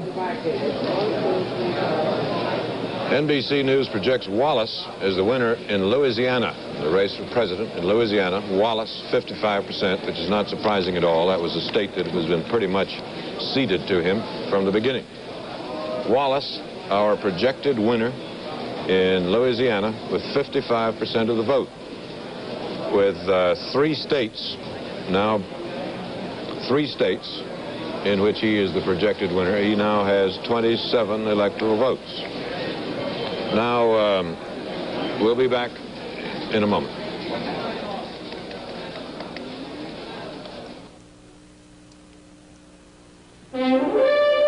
These are the kind of men we had in mind when we designed. Humphrey with 39% of the vote, 4.5 million. Humphrey trailing, in other words, by about 220,000 votes. And Wallace now with 19% of the vote, a little over 2.25 million. The Electoral College Board, Humphrey has now carried 6 states for 57 electoral votes. Nixon has carried 8 for a total of 77. Wallace has carried 3 for a total of 27. And 377 are still to be decided. Now, the following states. New Hampshire, 22% of the vote is now in. Nixon continues to maintain his lead in the state of New Hampshire with 58% of the vote currently. In Maine, 6% of the vote is in, and NBC has projected that Hubert Humphrey will carry the state of Maine. This is a commentary, I should think, on the strength of Senator Ed Muskie. The Maine's neighbors, New Hampshire, is certainly leaning toward Nixon. Vermont, by NBC projection, has gone for Nixon, but in the state of Maine, safely, apparently, in the column for Humphrey. Finally, in Maryland, 25% of the vote is in. Nixon has a comfortable lead with 47%, Humphrey with 34%, and Wallace showing a strong 18%. Now to Sander Van Oker. Yeah, I haven't got it. I'm getting no analysis. We just got word, as you know, first I'll go to Arkansas. As David Brinkley pointed out a few moments ago, Senator William Fulbright is the projected winner there. What's surprising about this is that a recent Oliver Quayle poll showed Arkansas to be one of the most hawkish states in the country on the Vietnam War, but this didn't seem to bother the voters of Arkansas. As a matter of fact, many of them questioned, by a lot of reporters, said they rather admired Fulbright for standing up to President Johnson, even though they didn't agree with him on the war. We have another projected winner in the state of Colorado. That is Peter Dominick, the incumbent Republican, over former Governor Steve McNichols. Now, you don't see any figures here, and the reason why you don't is that we have selected precincts which have been reported to us, not contained in the raw vote yet, but they are selected precincts, and by looking at those precincts, we have a very accurate idea of how he will carry the state, and we project Peter Dominick to retain his Senate seat, with 58% of the vote. Now, in the state of Illinois, it's somewhat surprising because William Clark, the Democratic incumbent, whom people didn't give much of a chance, is now leading the Democratic challenger, is giving a close race to Senator Everett Dirksen. In fact, he's leading him right now, and people didn't give William Clark, who is the Attorney General of the state of Illinois, much of a chance. There's another close race over in Indiana, where the incumbent senator, Birch Bayh, the other figures are changing now, is still running, as he has for about the past hour, 10,000 votes behind the majority leader in the House, his Republican opponent, William Ruckelhaus. For about an hour, Birch Bayh has been running about 10,000 votes behind, and that is still a very close race. However, only a third of the big city vote is in Indiana. In Ohio, we have a similar situation over there, though the gap is very wide right now between the Attorney General William Saxby, the Republican, and Democrat John Gilligan. However, it must be pointed out that only 3% of Cleveland, that's Cuyahoga County, that vote is only 3% in at this time, and that is usually a very heavily Democratic vote. So we'll have to wait and see how that race turns. In Pennsylvania, there's a similar situation. The incumbent over there, Joe Clark, seeking a third term, is running behind Richard Schweiker, the Republican. However, very little of the Philadelphia or other big city vote is in yet, and Philadelphia really goes Democratic most of the time, because you come to the Philadelphia line if you're a Democrat behind, and you hope that the Philadelphia vote will put you over. So we'll have to wait and see what the city vote is in Ohio, Indiana, Illinois, and Pennsylvania. John Chancellor. We've been taking a look at Hubert Humphrey's support among labor members, and in some states it's not good. In Illinois, which is one we have a chart on, it is interesting to note that the Illinois figure gives 44% of the labor voters in Illinois going to Hubert Humphrey, while Richard Nixon has 32% and Wallace way down with 24%. Now that figure of 44% in Illinois tallies with what we're picking up in the indications we have from precincts surveyed in other states. In Ohio, where 1 out of every 3 voters is a member of a labor union, Humphrey is getting 48% of the labor vote. And in Michigan, he is also getting about 48%, say half of the labor vote, according to our early tabulations. Well, this is a problem for the Democratic Party, because in the 1964 election in Michigan, for example, where Humphrey is now getting 1 out of every 2 labor voters, 80% of the labor voters went for Lyndon Johnson against Barry Goldwater. And while everyone expected this year that the nominee of the Democratic Party would not do quite as well as the nominee in 1964, because the Nixon-Humphrey election is not as volatile as the Goldwater-Johnson election was, the difference is very marked. And so if we can move these figures across the country, we can see that Hubert Humphrey is not doing very well in another traditional safe area for the Democratic Party, the labor vote, at least as of now. Now here's Frank McGee. We still have some very close races among those trying to be governors, Kansas and Indiana among them, but no new figures there that would give us any clue. We do have some new figures in some of the other races that are interesting. In West Virginia, for example, almost a quarter of the vote has been tallied now, and the Democrat Sprouse is clinging to a lead over a long-time Republican congressman and a very popular man in his district, Arch Moore, who is getting 47%. Nixon did not campaign in the state. Humphrey did once, and Sprouse appeared with him. In Arkansas, the Republican governor, Winthrop Rockefeller, seeking a second term, is getting 55% of the vote against his opponent, Marion Crank, who's getting 45%. This, however, with only 3% of the vote counted. Prison reform has been one of the big issues there. Now let's look at Illinois, where we have some new figures. 7% of the vote tallied, and the Democrat, Samuel Shapiro, an incumbent, he was named to replace, or did replace, Governor Otto Kerner when he became a federal judge, has a whopping 61% lead at this point over Richard Ogilvy's 39%. Now, in Illinois, well, in many of these states, actually, the contest for governor doesn't seem to bear much relevance to the national issues, since governors can't do much about national policy. The war in Vietnam, for example. And one of the big issues in Illinois has been highway construction, one of the time-worn issues in any race for governor. And Ogilvy has promised that he would build more highways in the southern part of the state and not let so much of the money be concentrated around Chicago and Cook County. We'll be back in just a moment. Let's look first at Minnesota, Vice President Humphrey's home state.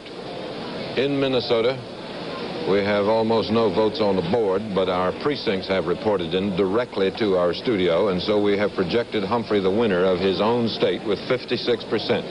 56% of the popular vote, and it's 10 electoral votes. Rhode Island. Even though we don't have any numbers on the board yet, we do have our precincts in, and they show, on that basis, we have projected Humphrey the winner in Rhode Island with 65% of the vote and 4 electoral votes. In New Hampshire.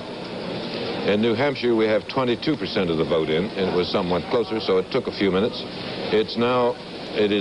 We have now projected Nixon to be the winner in New Hampshire with 55% of the vote. In Illinois, 11% is in. Humphrey has a lead at the moment, 56% to 35. It is as yet too close to project any winner there. In Ohio, Humphrey has taken the lead in Ohio. Humphrey has taken the lead in Ohio. 46%, 43 for Nixon, 11 for Wallace. In Georgia, 19% is in. Humphrey is second there. Wallace is in the lead with 48% of the vote. Humphrey is second and Nixon third. In Virginia, 25% in. Some time ago, we projected Nixon the winner in Virginia with 44% of the vote. Chet? This is an interesting item. A New York assemblyman who was to have been up for re-election today instead received a new heart from the transplant team of Dr. Denton Cooley in St. Luke's Hospital, Houston. Sidney Leibowitz, who was forced to withdraw on his bid for a third term because of ill health, received the heart of a 15-year-old youth who was injured fatally when his motorbike collided with a trailer truck yesterday. Leibowitz, whose second term as assemblyman ends this coming December 31st, arrived in Houston on September 15th, hoping for a transplant. Now, to Ed Newman.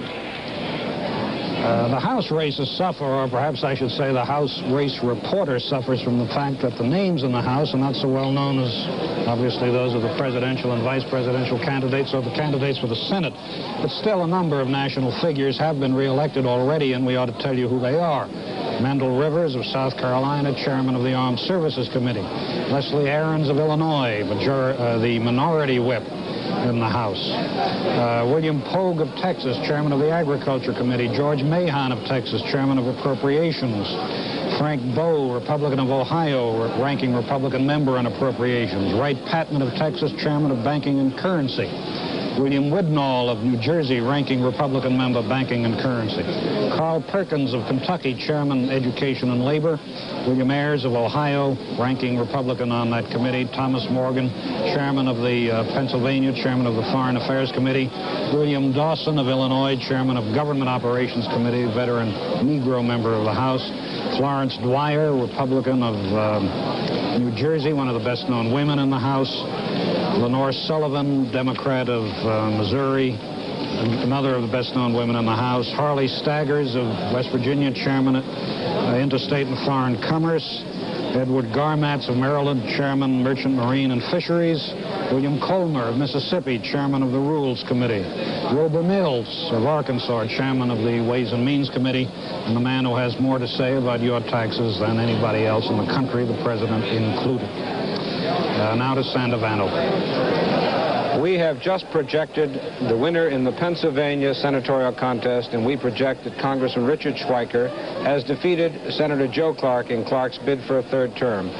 One doesn't know really what to say about this race. By the end of September, these two men were in basic agreement on substantive issues. If there was a development late in the campaign, it was over Clark's strong enforcement of gun control laws, with Schweiker taking a somewhat different point of view. It was thought that this helped Schweiker with the gun clubs and other people like that. Now, we project him winning with 52% of the vote. Whether this can be construed as a law and order issue, I don't know. But one of the things that's interesting that's happening tonight is this issue of law and order, which many of us thought was even more dominant than Vietnam, is hardly capable of analysis. Take the state of Kentucky, for example, where Catherine Peden, the Democratic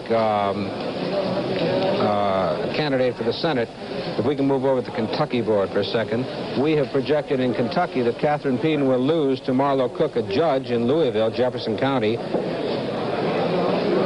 And Cook stressed his law enforcement record. In the state of Florida, Gurney stressed his law enforcement record. He beat Leroy Collins. In Maryland, however, Charles Mac Mathias attacked organized crime, but he said you have to discuss the basic issues underlying it. And so it's a mixed bag. Chet? Let's pick up the popular vote once again with 17% of the vote now in and counted. Nixon still leading with 41%, a little over 5.5 million votes. Humphrey with 40%, 1 percentage point behind, and not quite 5.5 million votes. Wallace has slipped in the last few minutes by 1 percentage point to 19%. Now let's watch these new figures, see if they change substantially. Things remain approximately the same. Now, we'll be back in just a minute. Here are returns from more states. Let's look at them quickly. New Jersey. 36% of the vote is now in New Jersey. Nixon continues to lead with 48%. Humphrey trailing with 43%. More returns from New York. Not even 1% of the vote is in as yet. Nixon with 50%, Humphrey with 44%. Entirely, completely inconclusive. Pennsylvania. The vote in Pennsylvania is mounting. 16% of the vote is now in. Nixon leads with 48%, Humphrey with 45%. That one is still close. Colorado. We have a projected winner in Colorado. 6 more electoral votes for Nixon. It is our projection that Nixon will carry 50% of the vote in Colorado. South Carolina, 49% of the vote is in. 36% of the vote for Nixon. Wallace second with 34%. Humphrey with 30%. And in Arizona, NBC News projects that Nixon will carry Arizona with 52% of the vote. So add 5 more electoral votes for Nixon. And that brings us up to date to this moment. USM Television Color 4, the National Life and Accident Insurance Company in Nashville, Tennessee. Congress when Arizona joined the Union. Same time he became a state. Right. 91 years old. Roy Elson was his administrative assistant. Senator Goldwater seeking a comeback, and now leading Roy Elson with 3% of the vote in. We mentioned a few moments ago that Senator Fulbright in Arkansas had been projected the winner there. As you remember, Senator Fulbright was a very early and vigorous opponent of the war in Vietnam. And we're going to pay special attention tonight to see how other people who are opponents of the war in Vietnam are doing. In the case of South Dakota, for example, Senator George McGovern, who was a nominee for the presidential nomination in Chicago, of course didn't get it. He is now leading his opponent Archie Gubrud out there, a former governor. McGovern got into some trouble, not because of Vietnam, but because of the identification with Chicago as a convention, which a lot of people at home apparently didn't like.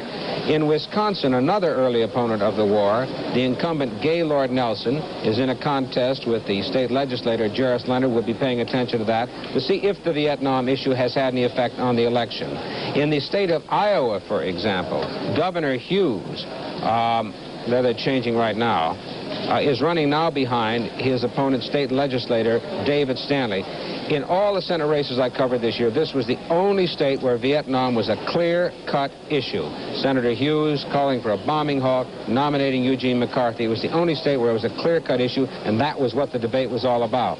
Now in the state of Connecticut, where we have projected Abraham A. Ribicoff as the winner, Senator Ribicoff was also an opponent of the war in Vietnam, and he won.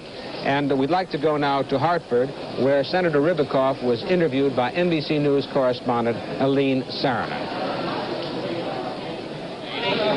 Senator Ribicoff, you've just won this election by 55%, about 90 to 100,000 votes. The assumption was that what you said in Chicago about the Gestapo tactics of the police would hurt you. What's your reaction to that and your victory? Well, frankly, I don't know whether it hurt or helped, Arlene. I did make that speech on the basis that it was going to help or hurt me. I saw a situation that disturbed me. I spoke from my heart and from my conscience, and whatever the consequences were to be, they were to be. So basically, I have no way of being able to tote up the pluses and minuses. How do you explain the fact that you ran quite a bit ahead of Vice President Humphrey in Connecticut?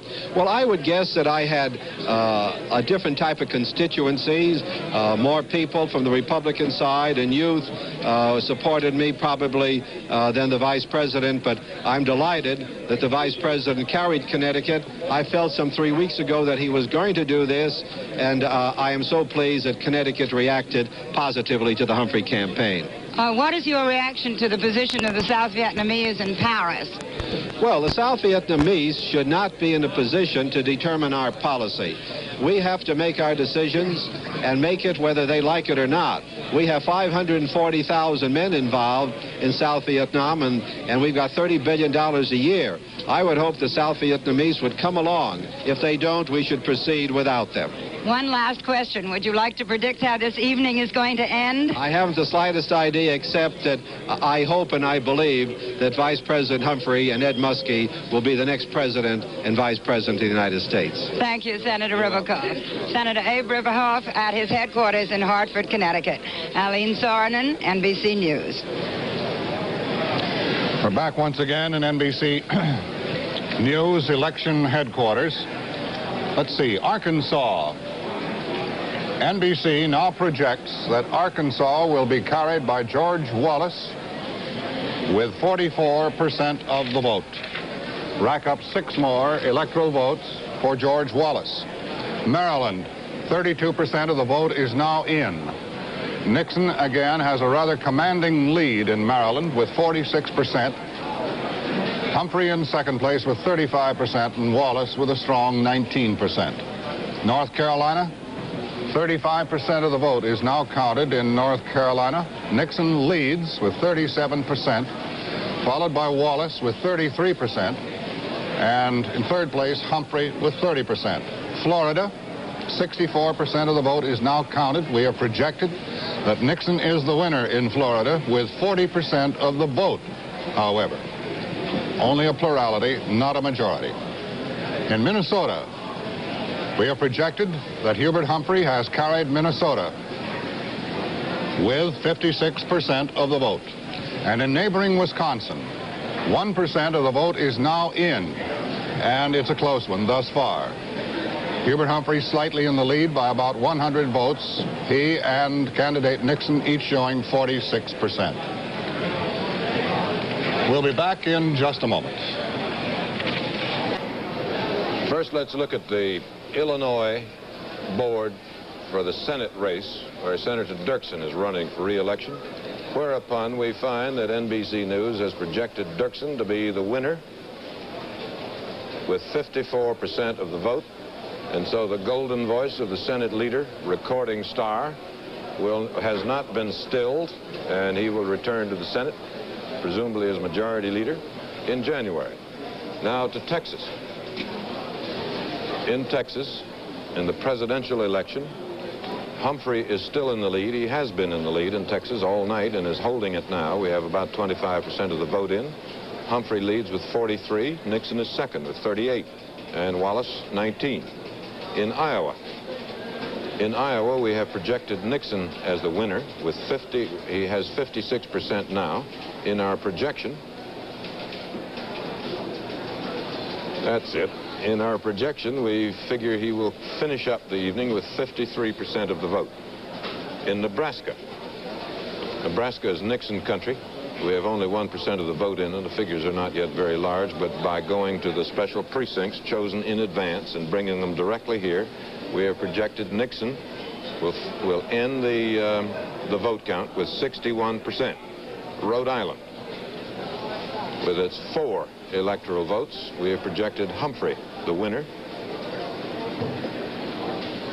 And our calculations show that when all the votes are counted, he will have 65%. That's one of his strongest states. The District of Columbia is, I think, his strongest. 99% of the vote was in from there 2-3 hours ago, and we project Humphrey as the winner with 78%. Chet? In Pennsylvania, Humphrey's lead is coming from the cities, but not from the city of Philadelphia, where at last word only 10% of the vote has been counted. The reason that Humphrey has moved ahead in the national popular vote is that the votes in the big industrial states, such as New York, Illinois, Michigan, now are being reported on the NBC Elections Board. Humphrey and the Democrats, traditionally, of course, are strong in these states. The NBC News projection desk has learned that in Dallas, something has gone wrong with the computer that counts a substantial number of the votes, and election officials in Dallas now say that these votes cannot be counted until tomorrow. To Ed Newman. We've had a considerable number, additional number of House seats settled. The total is now 275, and of the 275, the Democrats have won 154, the Republicans 121. One reason we've had such a sharp jump is that California has begun to come in. As you can see, we project 15 Democrats. We say 15 Democrats have won in California, 13 Republicans. Those are seats in which there was no opposition or only nominal opposition. And we are also projecting that the Democrats will maintain control of the House because our experts tell us that the Republicans will probably make a total gain of 12 seats, a net gain of 12 seats, leaving the Democrats with a 35 majority in the House of Representatives. That's subject to change, liable to change, of course, but we don't think it's going to change very much. We think the Republicans will gain about 12 seats. Now, in the delegations, in the matter of delegations, the Democrats control 10, the Republicans 2, that being a matter of consequence if the election should go into the House. We have some interesting information on the results in the South, and it looks as though for the southern states, the composition of the House will be pretty much what it has been. In the South, the Democrats have won 62 races. They're leading in 25, total of 87. The Republicans have won 12. They're leading in 16, total of 28. Now, in the current House, there are still a few undecided, of course. In the current House, the Democrats hold 91, the Republicans 28, so you can see that there is really no substantial change in the House. And so far as we can tell, the candidacy of George Wallace has not substantially affected the House races in the South. The House has become, in the last few years, a two-party region, but the Republicans have not pushed it any more their way this year, which is certainly a disappointment for them. Conceivably, black voters turning out to vote against Wallace for the presidency have helped some Southern Democrats in the House races.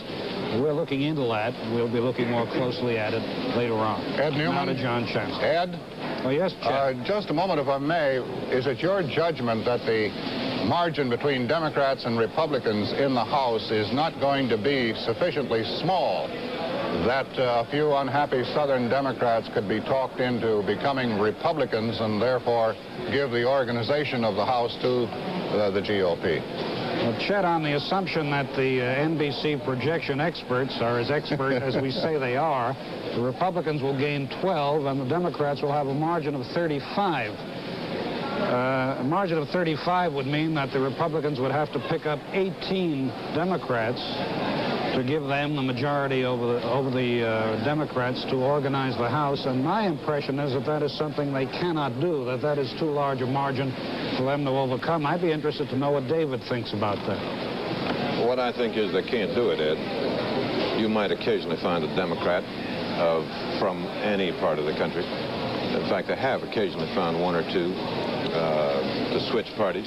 To find a wholesale switch on the part of 18 members, I think would be nearly impossible. I think it probably is, but I think perhaps we should consider the possibility that the closeness of the presidential race and the possibility that the contest will go into the House may have some effect on the organization of the House also. It's just one of those unpredictable contingencies, I think. I think I was to say now to John Chancellor. What did your machine tell you now, John? Well, the machine and I want to be in agreement with what Ed Newman has been saying about Wallace having very little effect on House races. He's not having much of an effect outside the South. By our calculations now in the Middle West, Humphrey and Nixon are about even. And Wallace is down around 10%, roughly, of the vote, which is quite low. In Indiana, for example, where George Wallace ran so well in primary contests in Lake County around Gary and with the steel mills, his statewide total is holding around 10 or 12%, which is really very low. In the East, Humphrey is just slightly ahead of Nixon at this point, and Wallace is down around 8 or 10% in the East. That's his poorest region. And then we turn to the South, where George Wallace is getting about 30% of the vote, where Nixon is just a little bit ahead of that, and Humphrey is about even with that. So that when we look at George Wallace's figure of 18% nationally, most of that is based on the fact that he is, even with Hubert Humphrey, a little behind Richard Nixon in the South and doing very, very badly everywhere else in the country. We've been trying to figure out if he's hurting Richard Nixon among suburban and rural voters, and although it's early to make anything really solid about this, he may be doing so in Ohio, he may have done so in Kentucky, but in a lot of other states, Michigan, Pennsylvania, Connecticut, New Jersey, Tennessee, Indiana, we don't really have an indication that among suburbanites who registered great alarm about the law and order issue, that George Wallace is prevailing this evening. Back in a moment.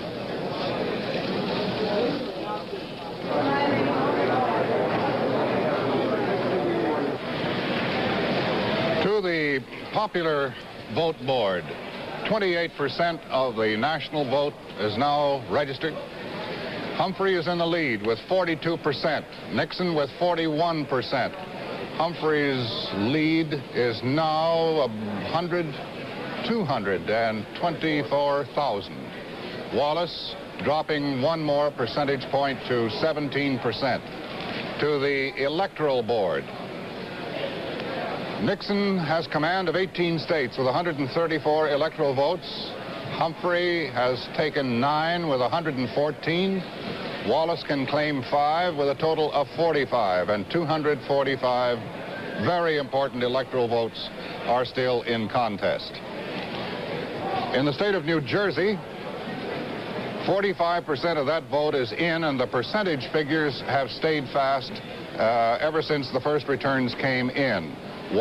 Nixon leading with 48%, Humphrey with 43%. In Pennsylvania, the vote there is mounting. 38% of that vote is now in. Shows Humphrey with a substantial lead, 1,005,000, or 50% of the vote. Nixon with 42%. Ohio, 36% of the vote counted. Nixon has now taken a slight lead in the state of Ohio with 45%.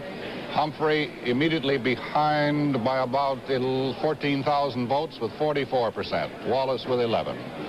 Kansas, we have a projected winner in Kansas, Nixon, with 52% of the final vote.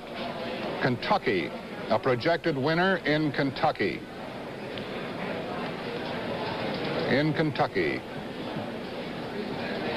94% of the vote is counted. NBC News projected this one several hours ago, and our projection is that Nixon can claim Kentucky with 43% of the vote. And a new one, state of Idaho, 1% of the vote is in, but nevertheless, from our pre-selected precincts, from whom we have heard, it is our judgment or our projection that Nixon will take 56% of the Idaho vote. To Sander Van Oker. Chet, as David mentioned a moment ago, NBC News has projected Senate Minority Leader Everett Dirksen the winner in the state of Illinois.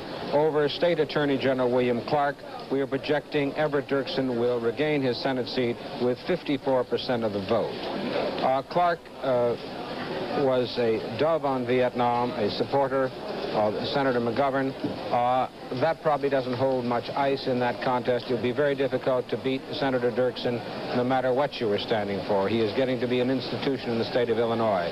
But it does raise some questions about how other opponents of the war have done throughout the country.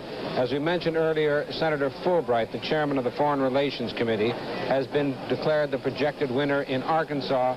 And as I think we mentioned earlier, too, that Oliver Quayle took a poll there and found that That state is about one of the most hawk-like states in the country, yet a lot of people didn't care much what Senator Fulbright said on Vietnam. They liked the idea that he was against President Johnson, it was said. In Connecticut, Senator Ribicoff, also a dove on Vietnam, he won there tonight over Congressman Ed May. But in Pennsylvania, Senator Joe Clark, another early opponent of the war, he lost to Congressman Richard Schweiker. However, it's complex here because Schweiker and Clark had rather similar views on Vietnam, and one couldn't say this was a hawk versus dove contest in that state. In Wisconsin, the differences were very, very much more pronounced, with Gaylord Nelson, one of the earliest opponents of the Vietnam War, being attacked for his position on the war by state legislator Jarris Leonard. Apparently, Nelson, who I must say did not mention the war in his stand on it very much, did not suffer because of his earlier opposition to the war.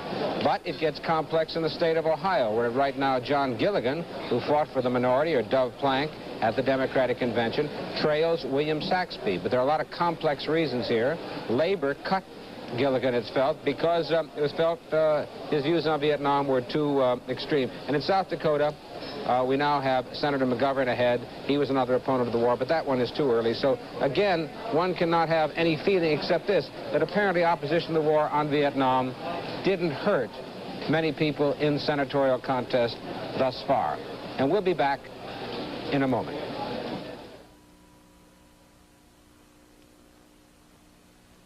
Milk is homogenized to ensure uniform consistency in every drop. And guess who homogenized a bleach?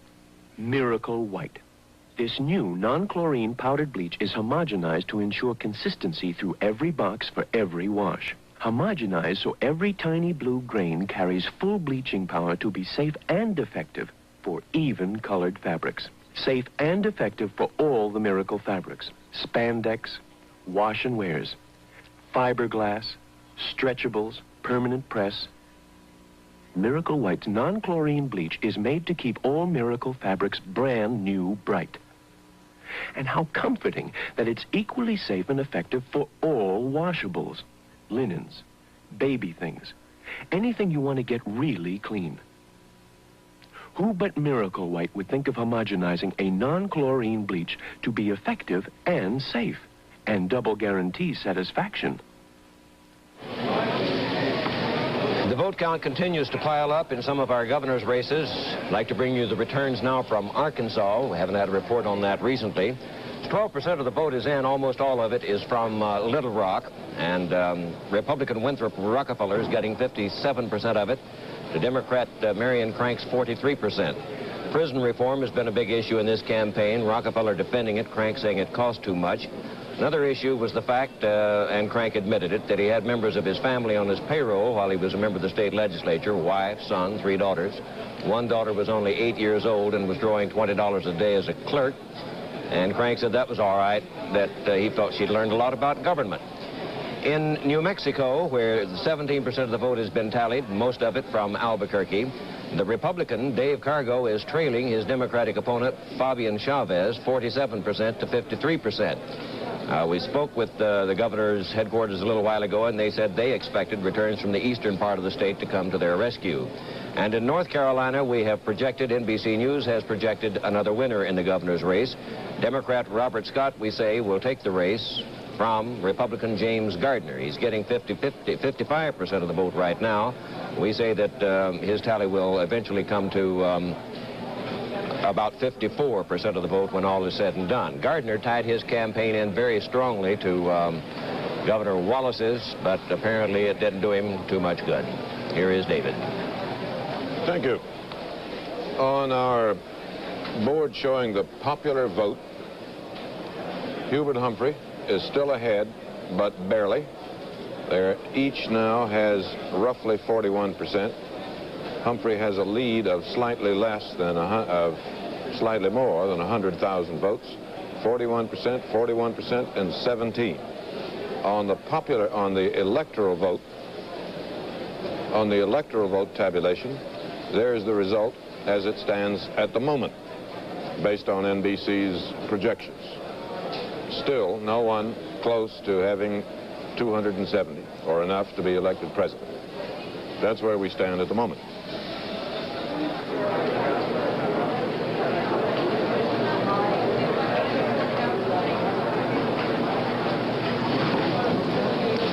It's often said that the House of Representatives is the most sensitive to shifts in popular feeling, political feeling in the country.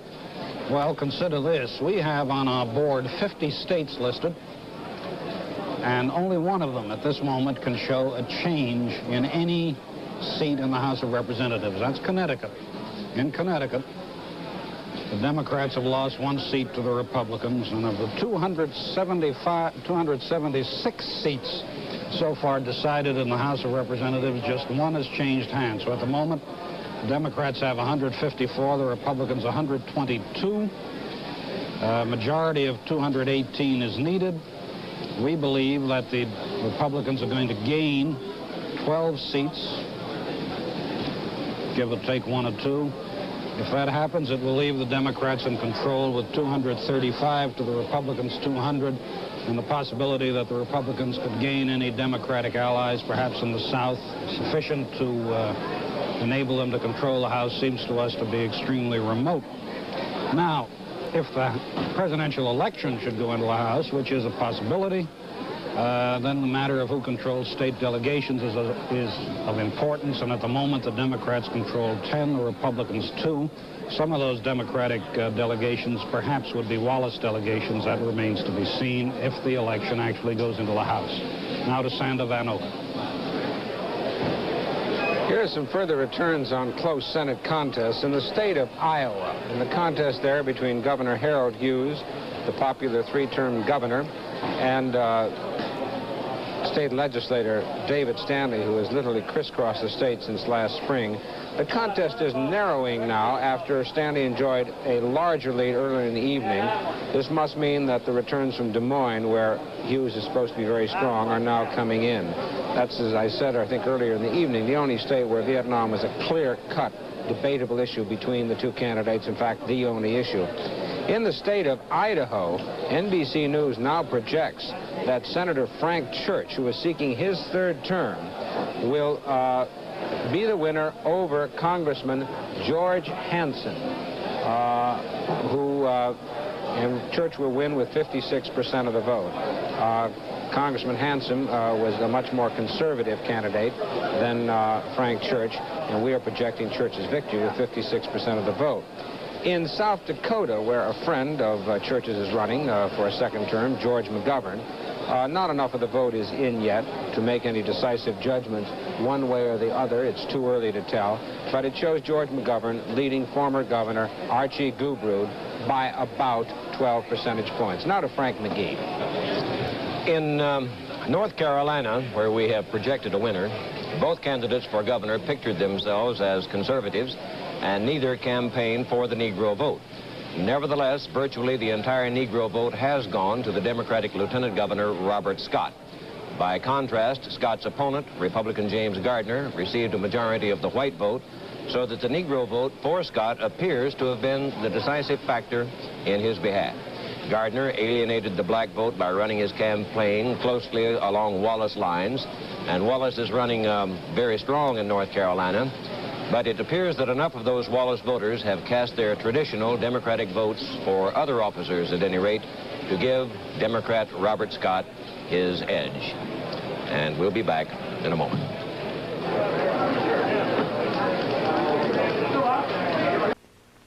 For the presidency, 45% of the national vote is now in and counted. 42% for Humphrey. Let's wait a moment. 42% for Humphrey, 41% for Nixon, 17% for Wallace, and 32% of the vote has now been counted. Humphrey with a lead of about 265,000 votes out of 25 million. The Electoral Board.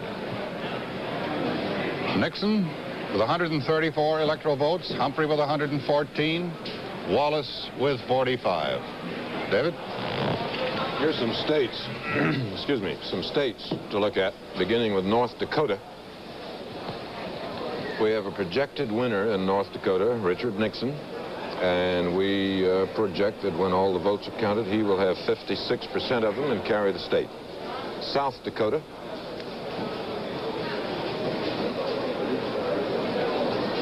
In South Dakota, we have projected Nixon to be the winner with 55% of the vote. New Mexico, we have 19% in now from the west, with most of the polls closed, all the polls closed in the continental U.S. Nixon is leading there with 48%. Humphrey is second with 45%. In Illinois, Humphrey has been in the lead in Illinois from the beginning and still holds it. He has a lead of about 14 percentage points. Wallace has got 8%. Wisconsin, our first report from there, I think. Humphrey is in the lead in Wisconsin, but not by much, 47% to 46%. In Utah, Nixon has a substantial lead there. That has been one of the states he's counted on from the beginning, though it has only 4 electoral votes. He is 59% to Humphrey's 35%. NBC News now projects Nixon as the winner in Utah with 59% of the vote. Chet?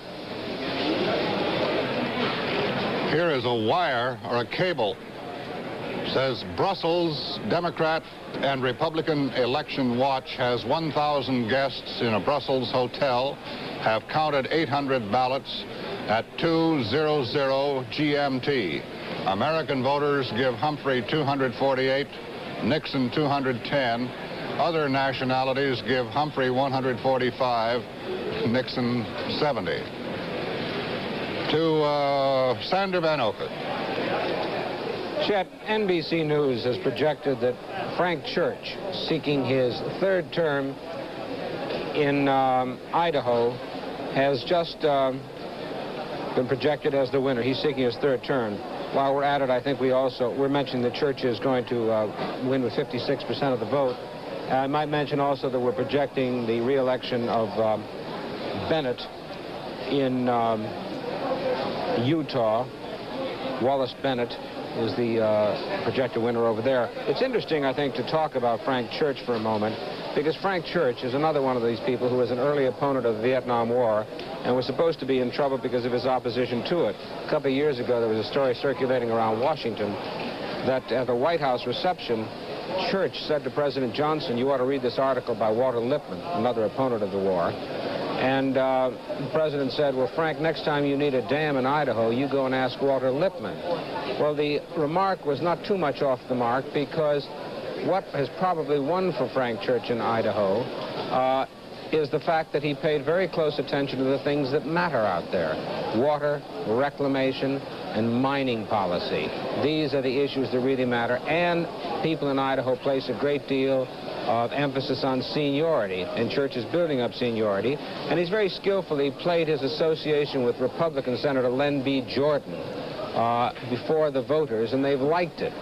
On the issue of gun control, for example, he was as firm as his Republican opponent George Hansen against strong gun control legislation. So again, Vietnam has not apparently hurt Frank Church. If anything, it has probably helped him in the same way that it helped Bill Fulbright in Arkansas, because a lot of people I talked to out there said, well, we don't agree with Frank Church on Vietnam, but we like the idea that he stood up to President Johnson. So again, there's another case of Vietnam not hurting a man. He won on bread and butter issues in a state which Richard Nixon is carrying by about 56% of the vote. John? We've been examining the vote in various sections of the electorate. For example, people who live in the countryside, who don't live in the cities, comprise about 26% of all the people who cast all the votes in the country. And as of the moment, we have a figure, an early indication from them, that 60% of them, 60+ of the people who live in the country, are going for the Republicans this year. Only 20% are voting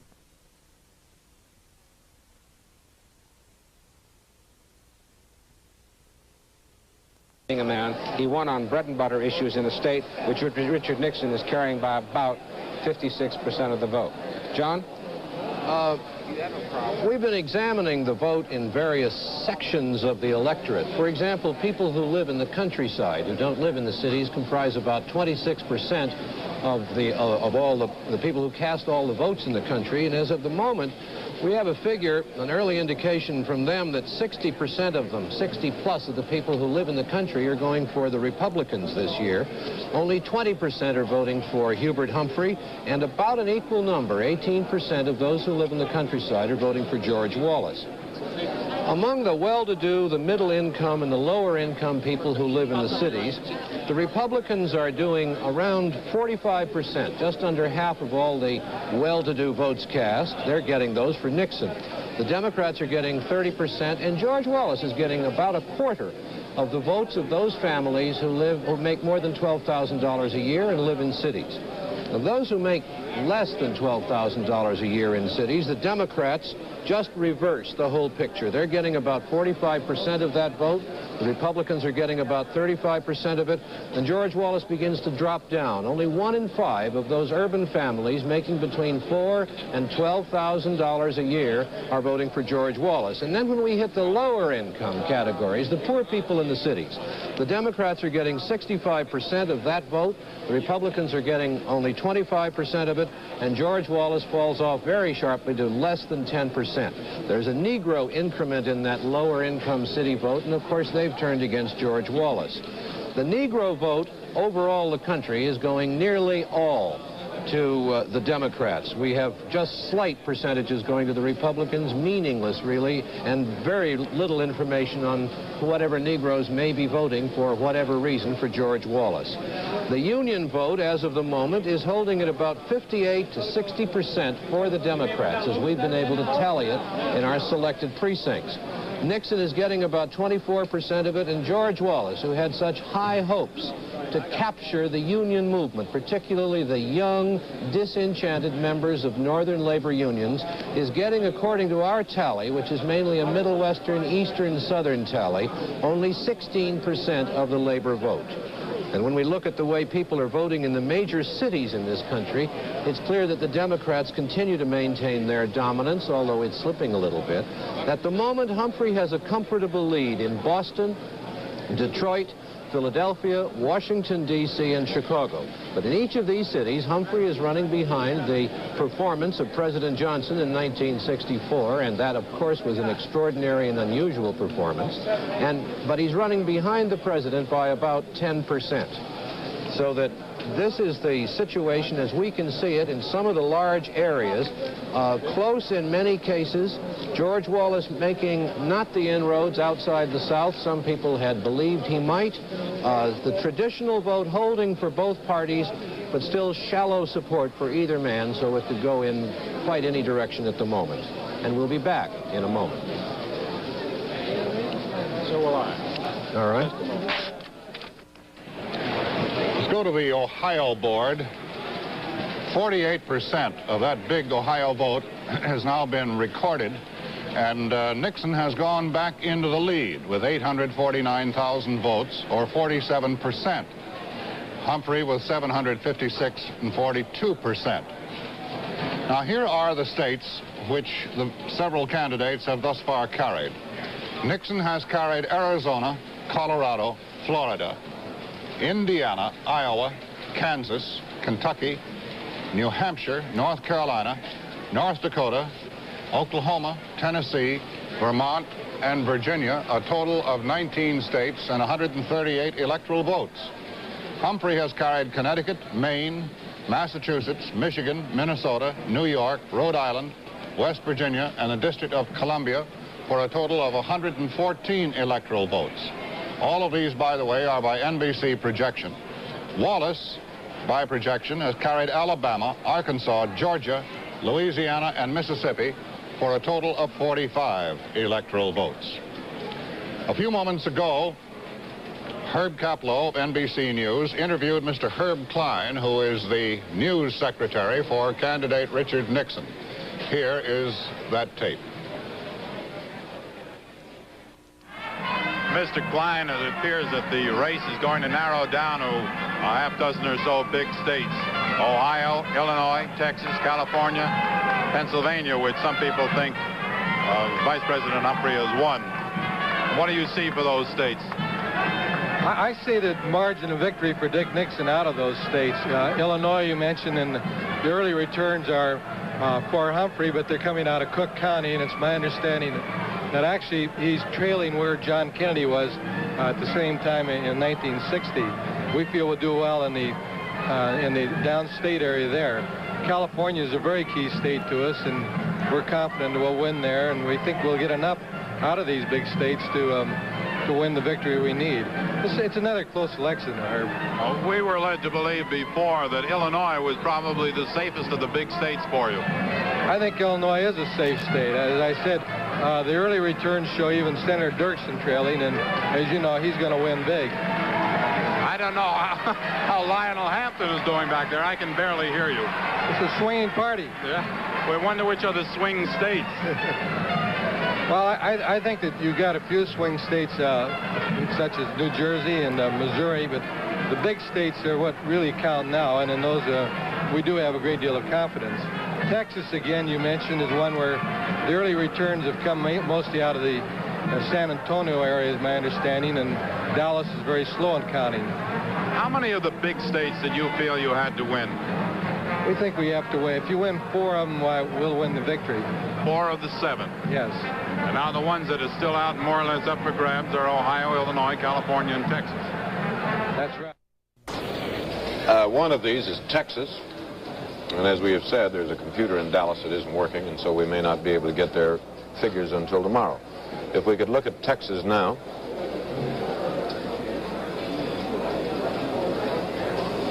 Here's what we see. 74% of the vote is in. Humphrey has a lead, but small. 42% to Nixon's 39. Neither of them has a majority, obviously. The majority was denied them by Governor Wallace, who got 19%. North Carolina settled a long time ago, projected a long time ago. 86% of the vote is counted, and the projected winner is Nixon with 39%, also not a majority. South Carolina, 89% of that is in. We projected a long time ago that Nixon would be the winner, again without a majority, with 36% of the vote. One of the states still undecided is Missouri. 88% of the vote is in. It's too close to call. Humphrey has a small lead with 46% of the vote, and Nixon 43. It's too close. Montana, also too close. We have 1/4 of Montana's vote in. Nixon is ahead, but not by much. 48% to Humphrey's 46. And that's too close to call. Chet? Here are some returns from some other states, David. State of Washington.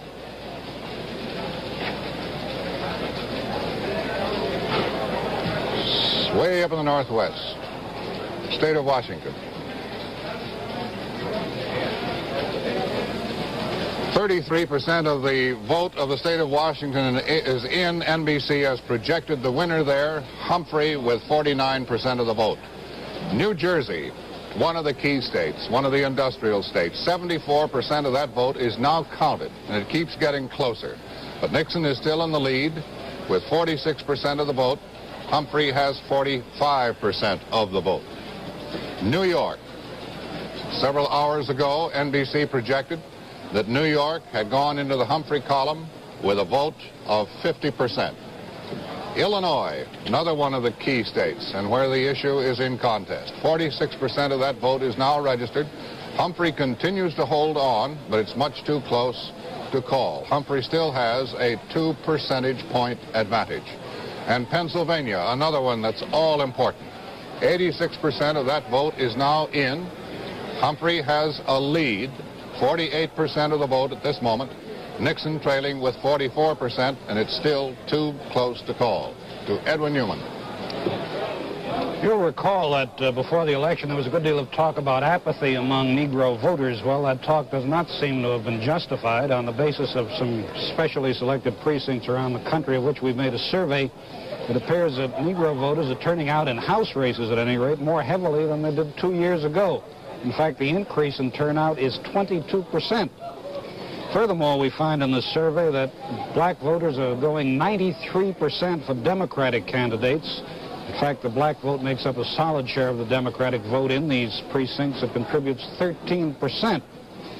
And the Negro vote for Democratic candidates tonight is about 1% higher than it was 2 years ago. In the South, it appears that Negro voters are going Democratic to the extent of 97%, the other 3% going to the Republicans. I'd just like to mention a few individual races. I want to change something we said before. We said that in the 10th District of Florida, the incumbent representative, Republican Herbert Burke, had been defeated by the Democrat Elton Gissendaner. That is not correct. That race is now described as too close to call. It may depend on absentee ballots. One of the early leaders of the Dump Johnson movement, a strong critic of American involvement in Vietnam, has won election here in New York. Allard Lowenstein, who led the Dump Johnson movement, has defeated the conservative Republican Mason Hampton by about 4,000 votes out of 200,000. Another McCarthy supporter, David Ho of New Hampshire, you may remember him, as he tried to use his Dartmouth College identification card to enter the Democratic Convention in Chicago. He lost in a district that last time turned out 67% for the Republican James Cleveland. This time that district went 75% for that same Republican James Cleveland. Once in Georgia, Charles Weltner, who's trying to get back into the House from Atlanta, has fallen behind the incumbent Republican Fletcher Thompson. Now to John Chancellor. In Illinois, the lead Humphrey is holding over Nixon is now down to 25,000 votes. And this is very serious news. It means probably, by the traditional estimates of the Illinois vote, if they apply on this extraordinary night, that Humphrey will lose Illinois and its 26 electoral votes. The vote in Illinois is built up democratically within Cook County, and it moves out during the evening and moves downstate, where it is eaten away by traditional Republican votes in downstate Illinois. And that is the process that's going on now in Illinois. We have various other indicators. The Republican candidate for governor is getting 59% of the vote, and the very respected Chicago Sun-Times straw poll, as of November 1st, gave Nixon 47% to Humphrey's 39% of the Illinois vote. These indicators seem to me to add up to very bad news for Humphrey in a state with 26 electoral votes, which he now desperately needs. In Pennsylvania, it's mixed. Humphrey is ahead by about 4%, but it's a mixture that's very strange among various voting groups. For example, Nixon is doing well among high-income voters. Humphrey is doing well among low-income voters, and that about cancels itself out. The middle-income voters are even to both men. But Humphrey is not doing as well as he should with labor voters in Pennsylvania and generally around the country. He's running about 20 percentage points behind Lyndon Johnson's labor vote as tallied in the 1964 election. In New Jersey, Nixon is slightly ahead, and although Hubert Humphrey has been doing very well in the cities, the city of Newark in New Jersey accounts for only 4% of that state's vote. So it's difficult to see where Humphrey is going to pick up much support, although he could. It's that kind of night. In the farm states, Nixon has won 6, or is leading Hubert Humphrey in 6 of the 7 Midwest farm supports. But it's interesting to note that Nixon this time is not doing as well as he did in 1960 when he ran in those same states against John Kennedy. And our Oliver Quayle survey indicated that almost half of the voters in the Midwest farm states trusted Hubert Humphrey more than Richard Nixon to handle farm state problems. Now, Texas. In Texas, things look a little better for Humphrey, although we may never know, because of that computer that Chet has referred to. The local Democrats, the state Democrats, are sweeping the state in Texas. They have gathered the votes from the Mexican-American and the Negro precincts, which they needed to win. They are winning, and this should help Humphrey very greatly. He's been holding a steady lead in Texas with its critical electoral votes of 42 to 39%. He has a small lead in all the income groups. So let's just take one very quick look now at the critical 7 states. In California, although it's too early to say, Nixon has a slight lead. Nixon has a slight lead in New Jersey. Nixon is ahead in Ohio. In Illinois, Humphrey may be technically ahead, but he's in trouble and in danger. In Pennsylvania, he's ahead by about 4%. In Texas, he is holding a lead, and in Missouri, he just took over the lead from Richard Nixon. So, if you take Nixon's 162 tallied electoral votes, which we have projected for him, and add the votes of California, New Jersey, Ohio, and Illinois, all states which are leaning toward him now for one reason or another, you get 271 electoral votes. Now back to David. John, thank you. You do nice work. We have a projection in the state of Maryland. NBC News now projects a victory for Humphrey in Maryland, a very narrow one, 43%. We'll be back in a moment.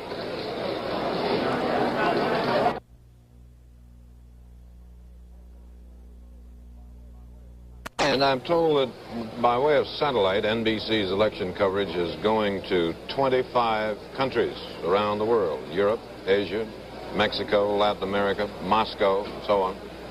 It would be nice if we could tell our friends in all these countries who are looking at us who will be the next president of the United States, but I regret to say we cannot. We can't tell the American people who will be the next president because we don't know. And we don't know when we will know. If you will look at our popular vote board, you will see why. Here's the result. At this hour, 3 a.m. in New York, 69% of the vote has been counted. That's 42-49, about 50 million votes counted, put on our board. And the result you see. Humphrey and Nixon are almost perfectly tied, difference of less than 100,000 votes, 42% for each of them. So, as I say, we can't tell the viewers in other countries who's going to be the next president, and we can't tell the viewers in this country. Chet?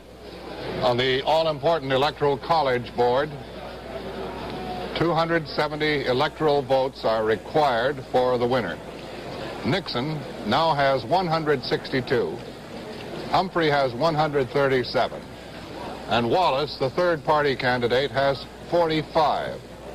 10 states with a total of 194 electoral votes yet to be decided. Here are some returns from additional states. California, with 40 important electoral votes. 21% of that vote is now in. Less than 10,000 votes separate the two leading candidates. Nixon with 47%, Humphrey with 46%. The very important state of Pennsylvania, 89% of that vote is now counted. Humphrey still leads with 47%. Nixon, 45%. Iowa. NBC News projects a winner in Iowa. It goes to Nixon with 52% of the vote. In North Dakota, NBC projects a winner here as well. Nixon with 56% of the vote. And in South Dakota, it's Nixon again with 55% of the vote. And I notice that a change has just now occurred in the returns from Illinois. There in Illinois, Humphrey has gone back into the lead. 58% of the vote is now in. They are virtually tied in a percentage column, each with 46%, but Humphrey now has a lead of about 19,000 votes. Speaking of Illinois, Humphrey is leading in Chicago by 250,000 votes, which puts him ahead of the old rule of thumb that a Democrat needs at least 200,000 majority coming out of Chicago in order to win the state. But right now, it's not enough to give him a secure lead in the state, with a considerable vote still to be counted. Only 58% of the vote in that state has been tabulated. One item of interest, certainly to Mayor Daley, is that although the Chicago turnout is about 5% below normal, the turnout in Republican Illinois is about 15% below normal. Now to Frank McGee. Yes, Chet, and while Illinois is still far too close to try to make any projections as far as the presidential race is concerned, it's interesting to note that in the race for governor, the Republican Ogilvie has an 18-point lead over Democratic incumbent Shapiro, that with 57% of the vote counted. Among the 6 most populous states in the nation, Illinois is the only one that does not presently have a Republican governor, and that could be changed tonight. In some of the other races, there's close. Kansas is interesting, with better than 3/4 of the vote counted. The Democrat Docking is leading, but by only 4 percentage points. Now look at New Mexico. Better than 3/4 of the vote counted. 50-50 split. 400 vote difference between the 2 candidates. And in Arkansas, with 50% of the vote counted, Rockefeller, the Republican, 2 percentage points ahead of his Democratic challenger, Crank, but only about 7,000 votes separating them. We'll be back in just a moment. Now, this message.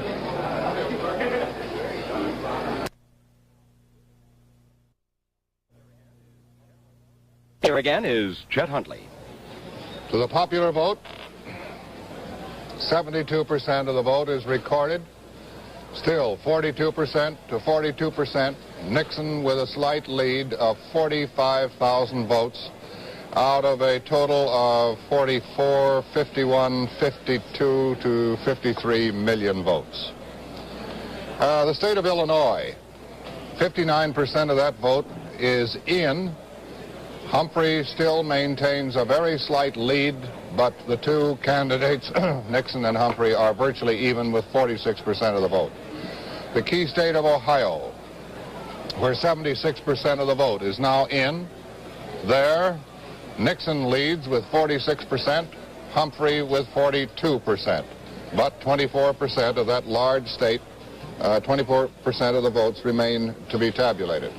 In Missouri, this one is just about all over. 91% of the vote is in, and Humphrey continues to maintain a very thin margin, 45% to 44%. Texas. In spite of the broken down computer in Dallas, the vote in Texas is climbing and accumulating very slowly. 81% of the vote is now in, and there again, Humphrey continues to maintain a very small lead. 42% for Humphrey, 39% for Nixon. In Hawaii, NBC News projects that Hawaii has gone into the Humphrey column with 59% of the vote. And by the way, we just have a few new figures from California. 24% of the vote of California is now in, but it changes virtually nothing.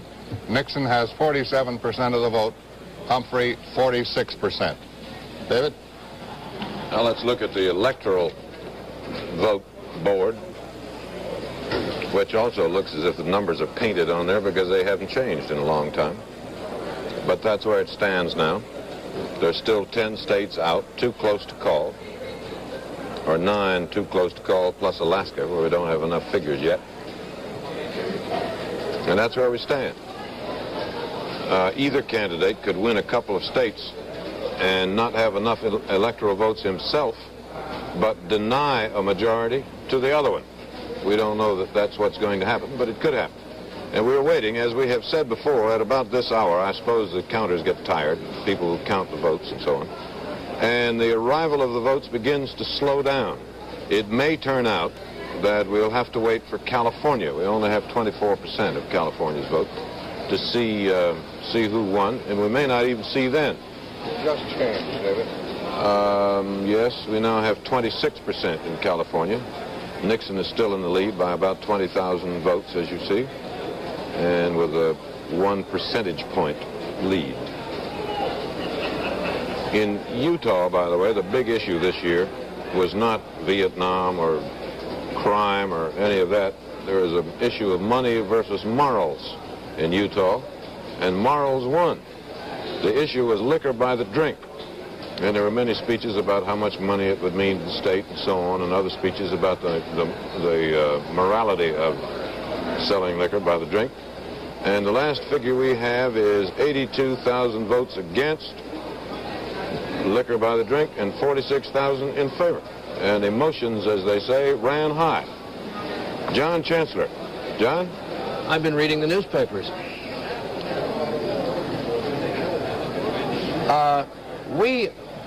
read the papers here fairly carefully, and one of the things that we've made a lengthy tally of in the last few days are the surveys taken by major newspapers with large political staffs and one magazine.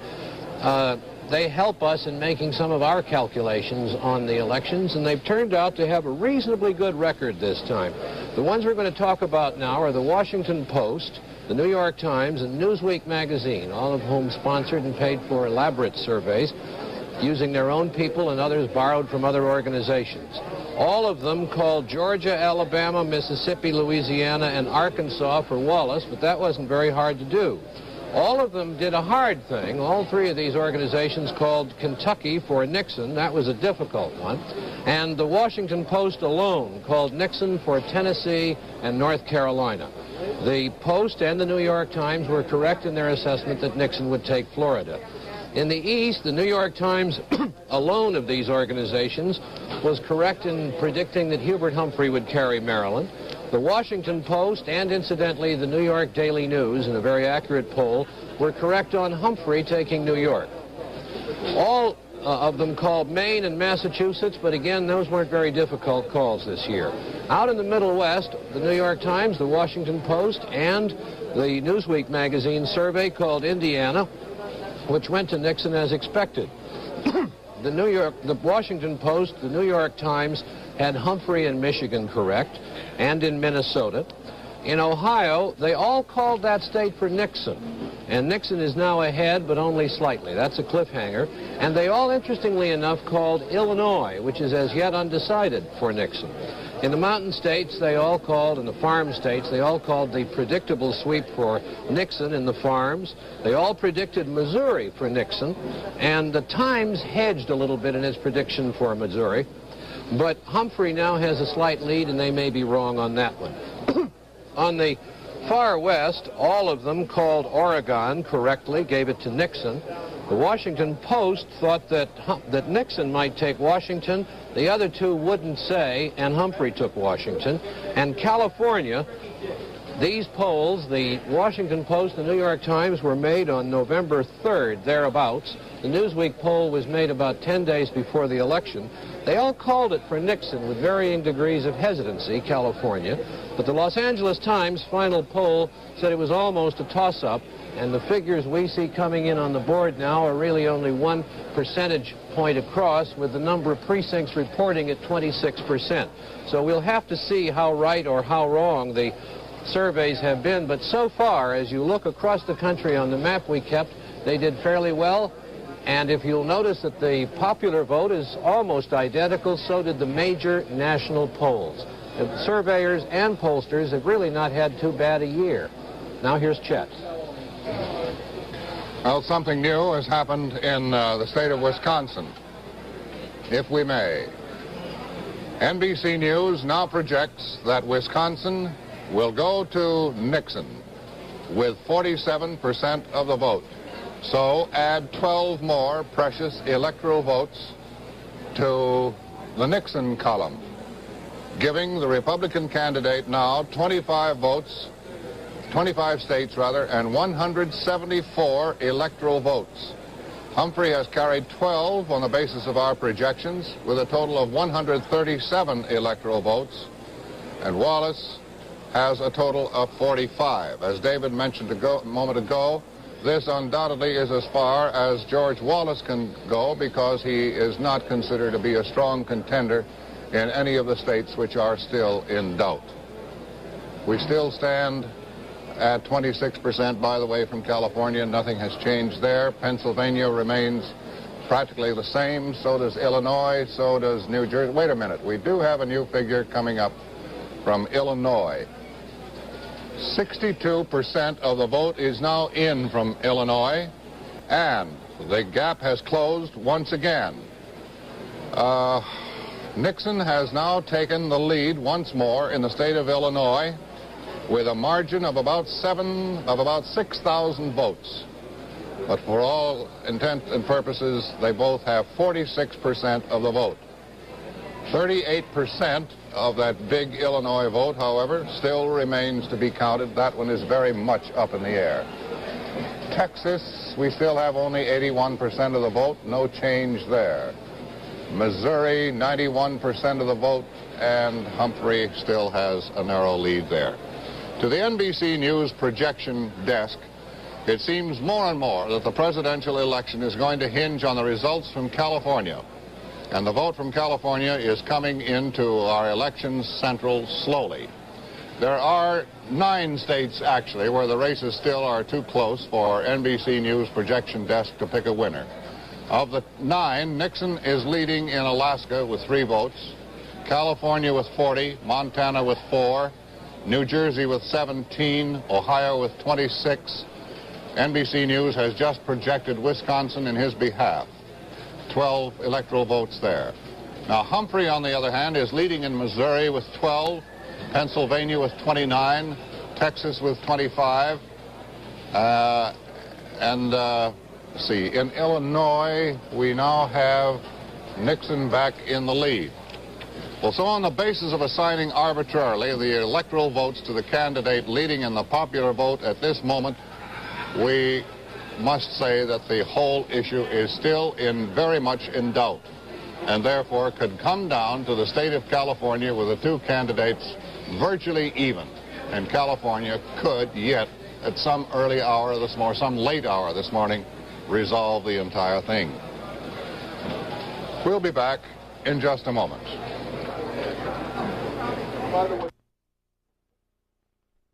Will indeed rest with California. David? Here are the other four states still in doubt, beginning with New Jersey. We have 86% of the vote counted, and it's still too close to call for reasons you can see there. 46% of it for Nixon and 45 for Humphrey. A difference of about 48,000 votes out of 2,700,000, something like that. Ohio, big industrial state with 26 electoral votes. Either candidate would be delighted to have it. At the moment, Nixon has a lead of about 110,000 votes, and he has 46% to Humphrey's 42. Pennsylvania, 92% in. Humphrey is ahead, but not very far. 47% to Nixon's 45. And Texas, 85% of the Texas vote is in. Humphrey has a lead there, but not a very big one. And again, we don't know how much of the Texas vote we're going to get tonight or today. It's 5 o'clock now in the east, because as we reported earlier, a computer in Dallas counting some of the votes broke down, and I don't know how long it's going to take to fix it. John Chancellor. John? I've been checking the various surveys that were made by people involving the votes to be cast in some of these states which are still uncertain and now becoming critically important to the outcome of the election. Illinois, as we said before, had been unanimously predicted for Nixon by the New York Times, the Washington Post, and the Newsweek survey. Ohio had been unanimously given to Nixon by the same 3 organizations. New Jersey had been given to Nixon by the same organizations, but with a little less certainty. They hedged a little bit on New Jersey, but both the Washington Post, the New York Times, and the Newsweek surveys gave that state to Nixon. Missouri had been given to Nixon by the same 3 organizations. Texas was a toss-up in all the polls and surveys. Nobody would guess anything on Texas, but in terms of Pennsylvania, here's another state that, pardon me, that is in the balance, and all of the surveys gave that to Nixon. Now, I think this is important because the surveys so far have had a rather high degree of accuracy. And if they were actually determining the true intent of the voters at the time they made the polls, and 2 of these surveys were made and published around the 3rd of November, they were very late, then Nixon, in terms of these uncertain states, has a little bit of an advantage. And I think that's about all we can say now. The mathematics of it are fairly clear. If he wins Illinois and California and Ohio, then either New Jersey, Pennsylvania, Alaska, Missouri, and Texas, a combination in there, will put him over the top. And I think we just have to wait for a while and see. Indeed, the votes may not be in tonight for us to determine that. But in the meantime, somebody? Those surveys are extremely good. In the states they gave to Nixon that you were reading there, Nixon is ahead in all of them except Pennsylvania. It's very close there. Well, Illinois is an interesting state, David. If you think about it, it reminds me very, very much of 1960 when John Kennedy was running in Illinois against Nixon, and we had the same sort of thing at almost the same hour. And the spread now is not 8,000. It's 8,000, and that's what it was in the 1960 election. It was 8,000 odd votes that went to John Kennedy when a Chicago vote, if you'll recall, I think it was 100 or 200 or 300 precincts in Chicago, turned up quite late in the evening, and that pushed Kennedy over the line and won him that state's 26 electoral votes. And a lot of people say the election, at least the Chicago Democratic Party has been saying it won him the election for a long time. And it's quite interesting to me to see that we're in the same position at the same hour now, 8 years later, in that interesting state, Illinois. Something to think about. We'll be back in a minute.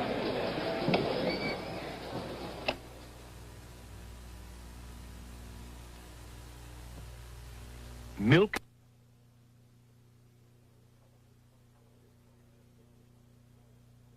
Nobody's claimed any victory, by the way. No one.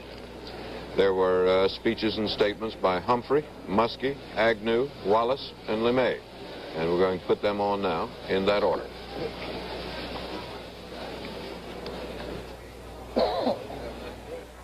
May I take a moment just to thank you, first of all, for your patience tonight. You have waited a long time, and I have waited an equally long time. And I wanted to take just a moment to come here to express my thanks to all of my many friends, particularly here at home, and the many that have come from other parts of the nation, for your wonderful support, and to tell you that I feel sufficiently at ease so that I want to get a good night's rest.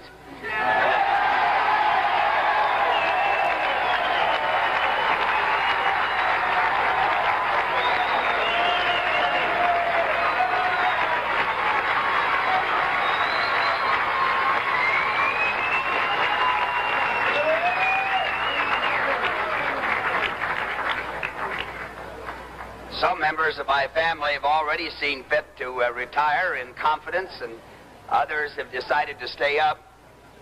But we have, as you know, several of the very important states that are nip and tuck, where the decision, I'm sure, will not be known until sometime at least late tomorrow.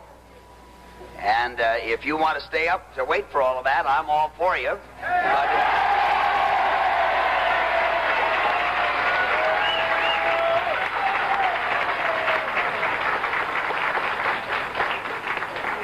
But you've been watching the television, and you've been listening to the reports, and I believe that it's fair to say that we have done much better than most observers had thought we would, and about as good as I thought we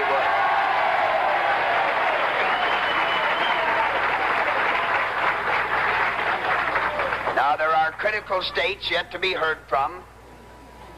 They're not finalized as yet. States such as Ohio, Illinois, and the states such as California, the state of Washington. And as you know, this is at best, as we put it, a Donnybrook. Anything can happen. We don't worry about so close that the chances appear to be increasing that the election may be thrown either into the Electoral College or into the House of Representatives. Does that frighten you? Well, I think it would be better for the country if we could decide the election one way or another today, because I think to leave it undecided for weeks or months could create a great deal of unrest throughout the country, which might be harmful. I gather that about 35% of the vote is in. At least it was when I left the motel. And that if it goes into the House, it'll be for a reason we didn't anticipate. That is, the Wallace vote isn't really as strong as we thought it might be. And so if it goes into the House, it'll go into the House because the two leading candidates are so close in so many parts of the country. You seem to have about 57% in the state of Maine. Does that displease you? Oh, it could be better. Have you talked to Vice President Humphrey at all this evening? No, not yet. I expect he's had as much difficulty getting to a phone as I have. Most of the evening has been sort of in the nature of a homecoming, and it's been good to see friends. And for those of you here in the audience, the photographer for Time magazine who's been traveling with us gave us a show of his slides. It lasted about an hour. It was a great show for those of us who've been on the trip. And we've done that and met family and friends and had some good Maine lobster and clams. You know, I tried to avoid looking at the television set until something came in rather definite. Well, it is a rather late hour, isn't it? Something like 25 minutes of 4. And I guess everyone has been watching with as much interest as I have back at Government House, and it's perfectly obvious to anyone that the results are inconclusive at the moment. I do feel that trends are developing that are very helpful to the ticket, and I feel most optimistic. I've talked with Mr. Nixon on the phone just about 10 minutes ago. He shares my feeling that these trends are developing in a most satisfactory way for us. We certainly aren't predicting at this moment a victory. We are feeling to some extent encouraged beyond what we expected to be at this hour. I want to express my appreciation to the people here and the people across the country for the wonderful support they've given the team. And I would guess that there will be no substantive announcements, conclusive announcements this evening. I imagine we'll have to go a few more hours before we get to that. But I did want to come down here and tell you how much I appreciate your personal involvement and your loyalty in being here at this outrageous hour of the evening.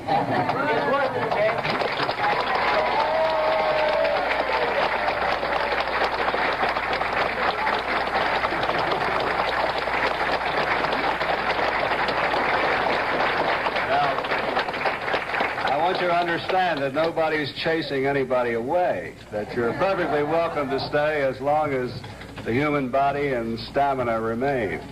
Who are here tonight for the great part you've played not only in our movement in Alabama, but having made it possible to go into other states of the Union, and for the first time in our lifetime to place our party on the ballot in all 50 states. And you can rest assured that this movement has had its impact because of you. And it looks now that we're going to get several millions of votes in the country. And it means that we have spoken for a large segment of the American public. And in fact, as Governor Griffin said, during this campaign, both candidates began to sound as if they had found some speeches written by both of us here in the Coliseum tonight. So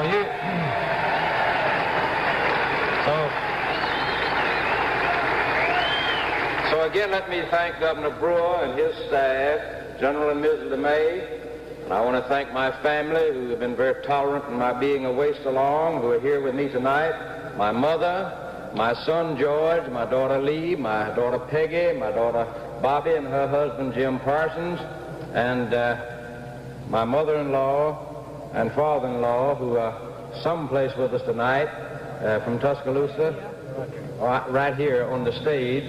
And I want to present all of them to you and tell you that I appreciate all that they've...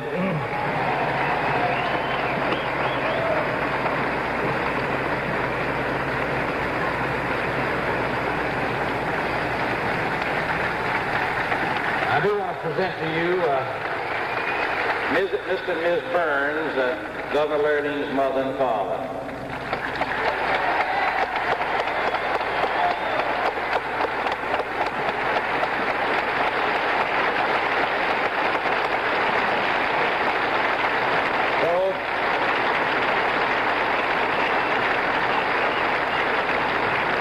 To conclude my remarks here, let me say to the press and to the news media that the election is not over yet.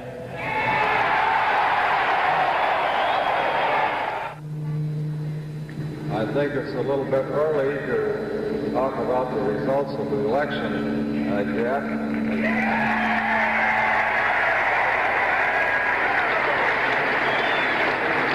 Governor Wallace is better qualified than I am to discuss that anyway. It was just 32 days ago that I made the decision to join Governor Wallace in his crusade. It only took me about 3 days to convince myself that I'd made the right decision.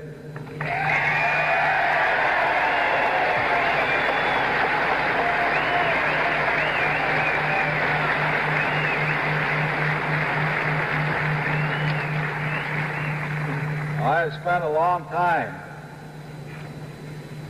over 2 months,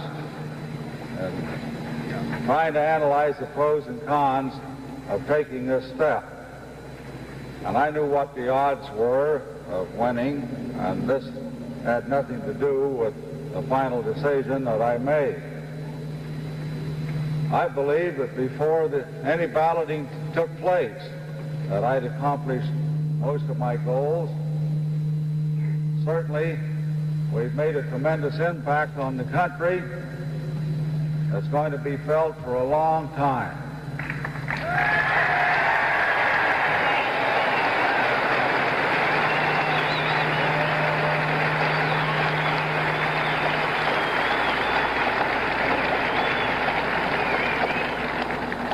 If you add the popular vote of the American Independent Party with the Republican Party, the last figures I saw came nearly 60% of the American people who are dissatisfied with the trend toward socialism that we've encountered in the past 8 years.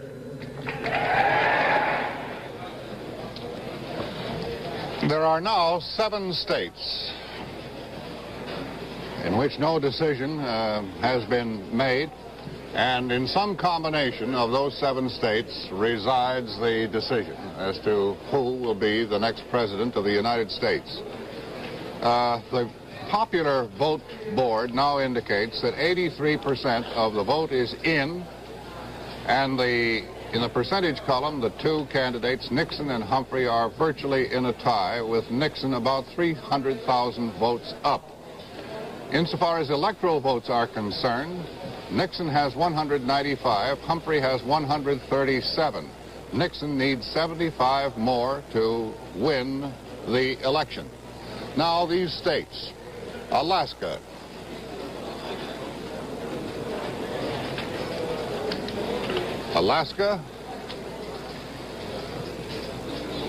with 3 electoral votes, Nixon is currently leading. But with only 30% of the vote in, Nixon 47%, Humphrey 43%. California, 47% of the vote is counted. Nixon with a slight advantage, 47% to Humphrey's 46%. Illinois, 79% of the vote is in. Again, the 2 candidates are virtually in a tie. Missouri, 94% of the vote is in. Humphrey with a slight advantage, 45% to Nixon's 44%. Pennsylvania, 92% of the vote is in. Humphrey with 47%, Nixon with 45%. And finally, Texas,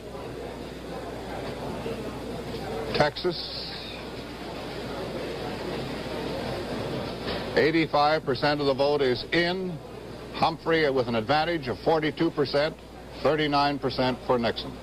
We shall be back in just a moment.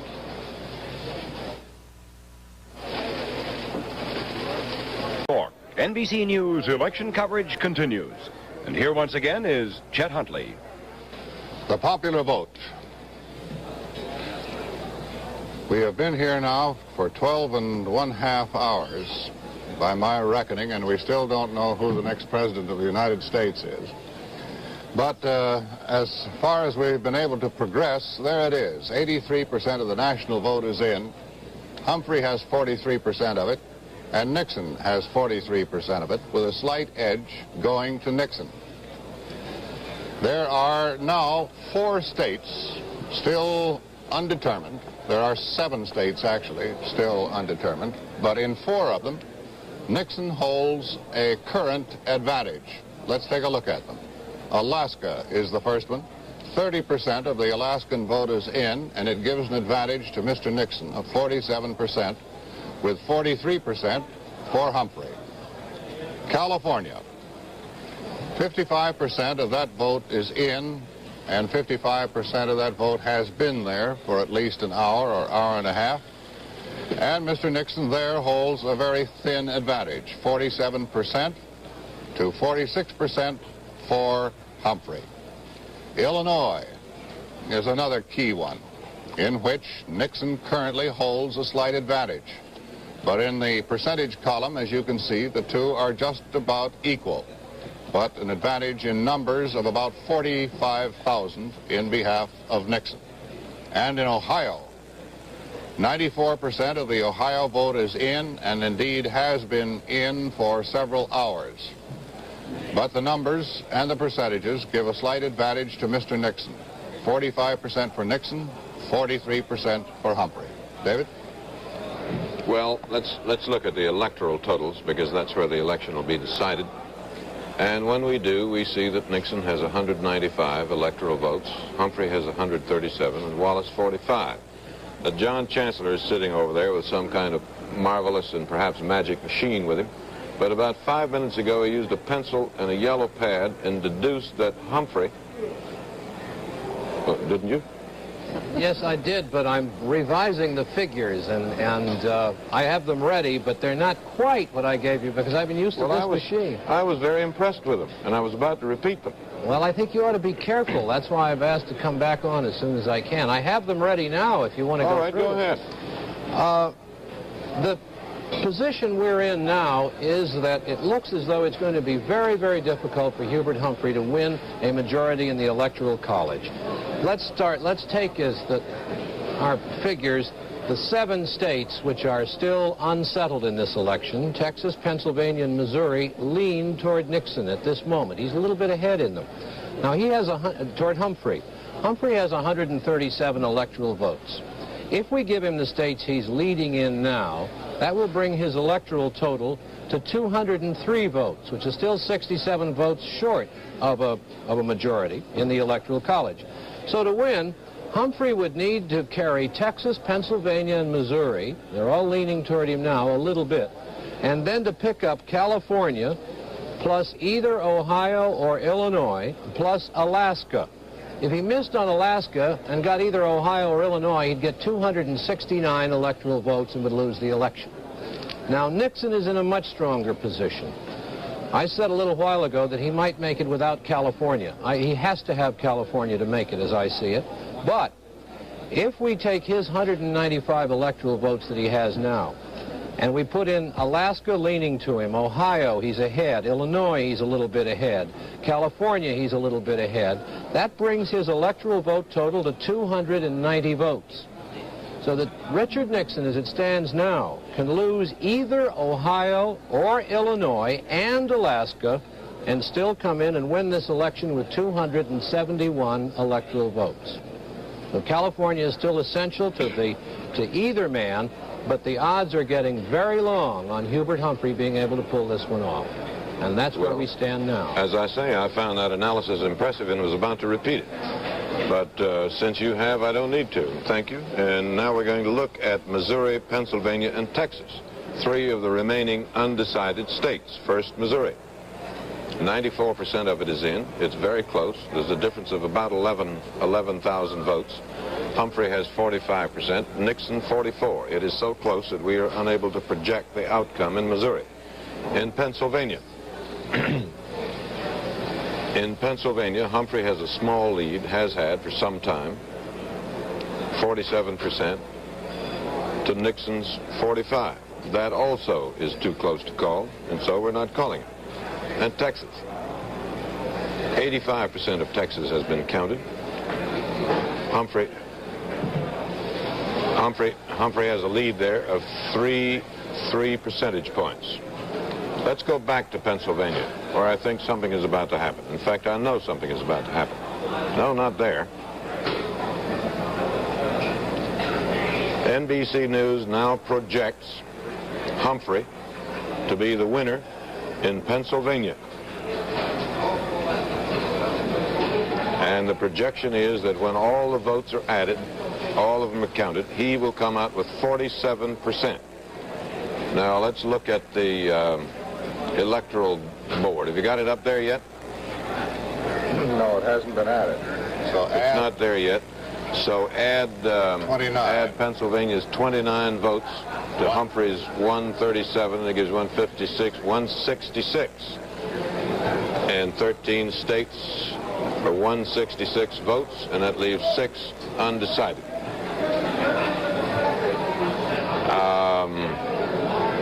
So it's as Chancellor said, it's more and more concentration on California, with Pennsylvania now going to Humphrey. It's our attention and on the significant centers on California. I think it was 11 or 12 o'clock last night when somebody said it was very likely to come down to California, and it's becoming increasingly apparent that's what might happen. Yes, Jack. Here. Now that Humphrey has taken Pennsylvania, if he holds on to Missouri and he holds on to Texas, and he picks up either Ohio, Illinois, or California, he will throw it into the House of Representatives. Okay. And it's a distinct possibility, yeah. We'll be back in a moment.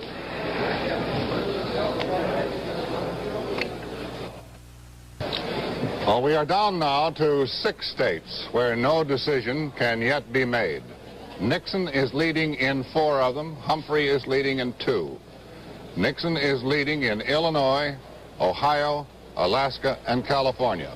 Humphrey has a slight lead in Missouri and Texas.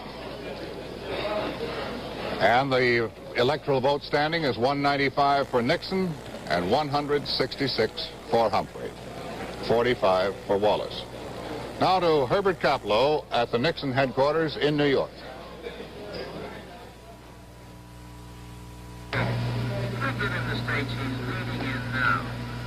I am in the ballroom of the Waldorf Astoria, where just a few hours ago there was quite a bit of activity. Several hundred Nixon supporters waiting here, hoping for a victory that has so far eluded them, although the situation certainly looks better for the former vice president than it does for the present vice president. Mr. Nixon is in his suite on the 35th floor of this hotel, presumably sleeping at this point. We were told a few hours ago that there would be no further information from the Nixon camp until about 10 o'clock Eastern time this morning. That would be about 3 hours from now. The reason for that seems to be obvious. They want to know more about California. They are waiting for that to be the decisive clincher for them. Illinois and Ohio, they figure they will win. They certainly feel they have to win, even though they are now leading by only slight margins. And if they do win those 2, then it will be up to the 40 electoral votes of California to put Richard Nixon over the top and win him the presidency in a second try for it. Herbert Kaplow, NBC News, at Nixon headquarters in New York. Have you any idea why California is so slow in coming? Polls closed at 8 hours ago, and we only have 55% of it. The risk of getting some very bad fan mail that you mentioned earlier, I sometimes wonder if some of these states don't hold back their votes on purpose because it creates some consternation. The name gets mentioned very frequently, and it causes quite a stir. I don't know. We speculated earlier that maybe those Los Angeles County ballots were still somewhere piled up in trucks navigating down the freeway to go to the counting machine. Well, they could have walked over there by now. Hubert Humphrey's headquarters are in a Minneapolis hotel, and NBC News correspondent Jack Perkins is there. Jack? Chet, this is the ballroom where it looks like the party is over. And Mr. Humphrey, of course, is up in his room and is presumably sleeping. We don't know. About 4 hours ago, he stood at this podium and said that, quote, "I feel sufficiently at ease to get a good night's rest." And he went up to his room, and it was said that he was going then to go to sleep. I don't know whether he can sleep through tonight or not. But since then, we have heard nothing publicly from him, and we are not expecting to hear anything more from him for at least 3 hours. From some of his friends and aides, we have heard a few comments, and they are words of discouragement. Jack Perkins, NBC News, the Leamington Hotel, Humphrey headquarters in Minneapolis. Sorry, we were unable to get the picture, but verbally, I think you got the picture at any rate. To Sander Van Oker. Chet, we still have those 4 races undecided. They haven't changed in the last half hour. In Iowa, with 95% of the vote now counted, we still find it too close to project.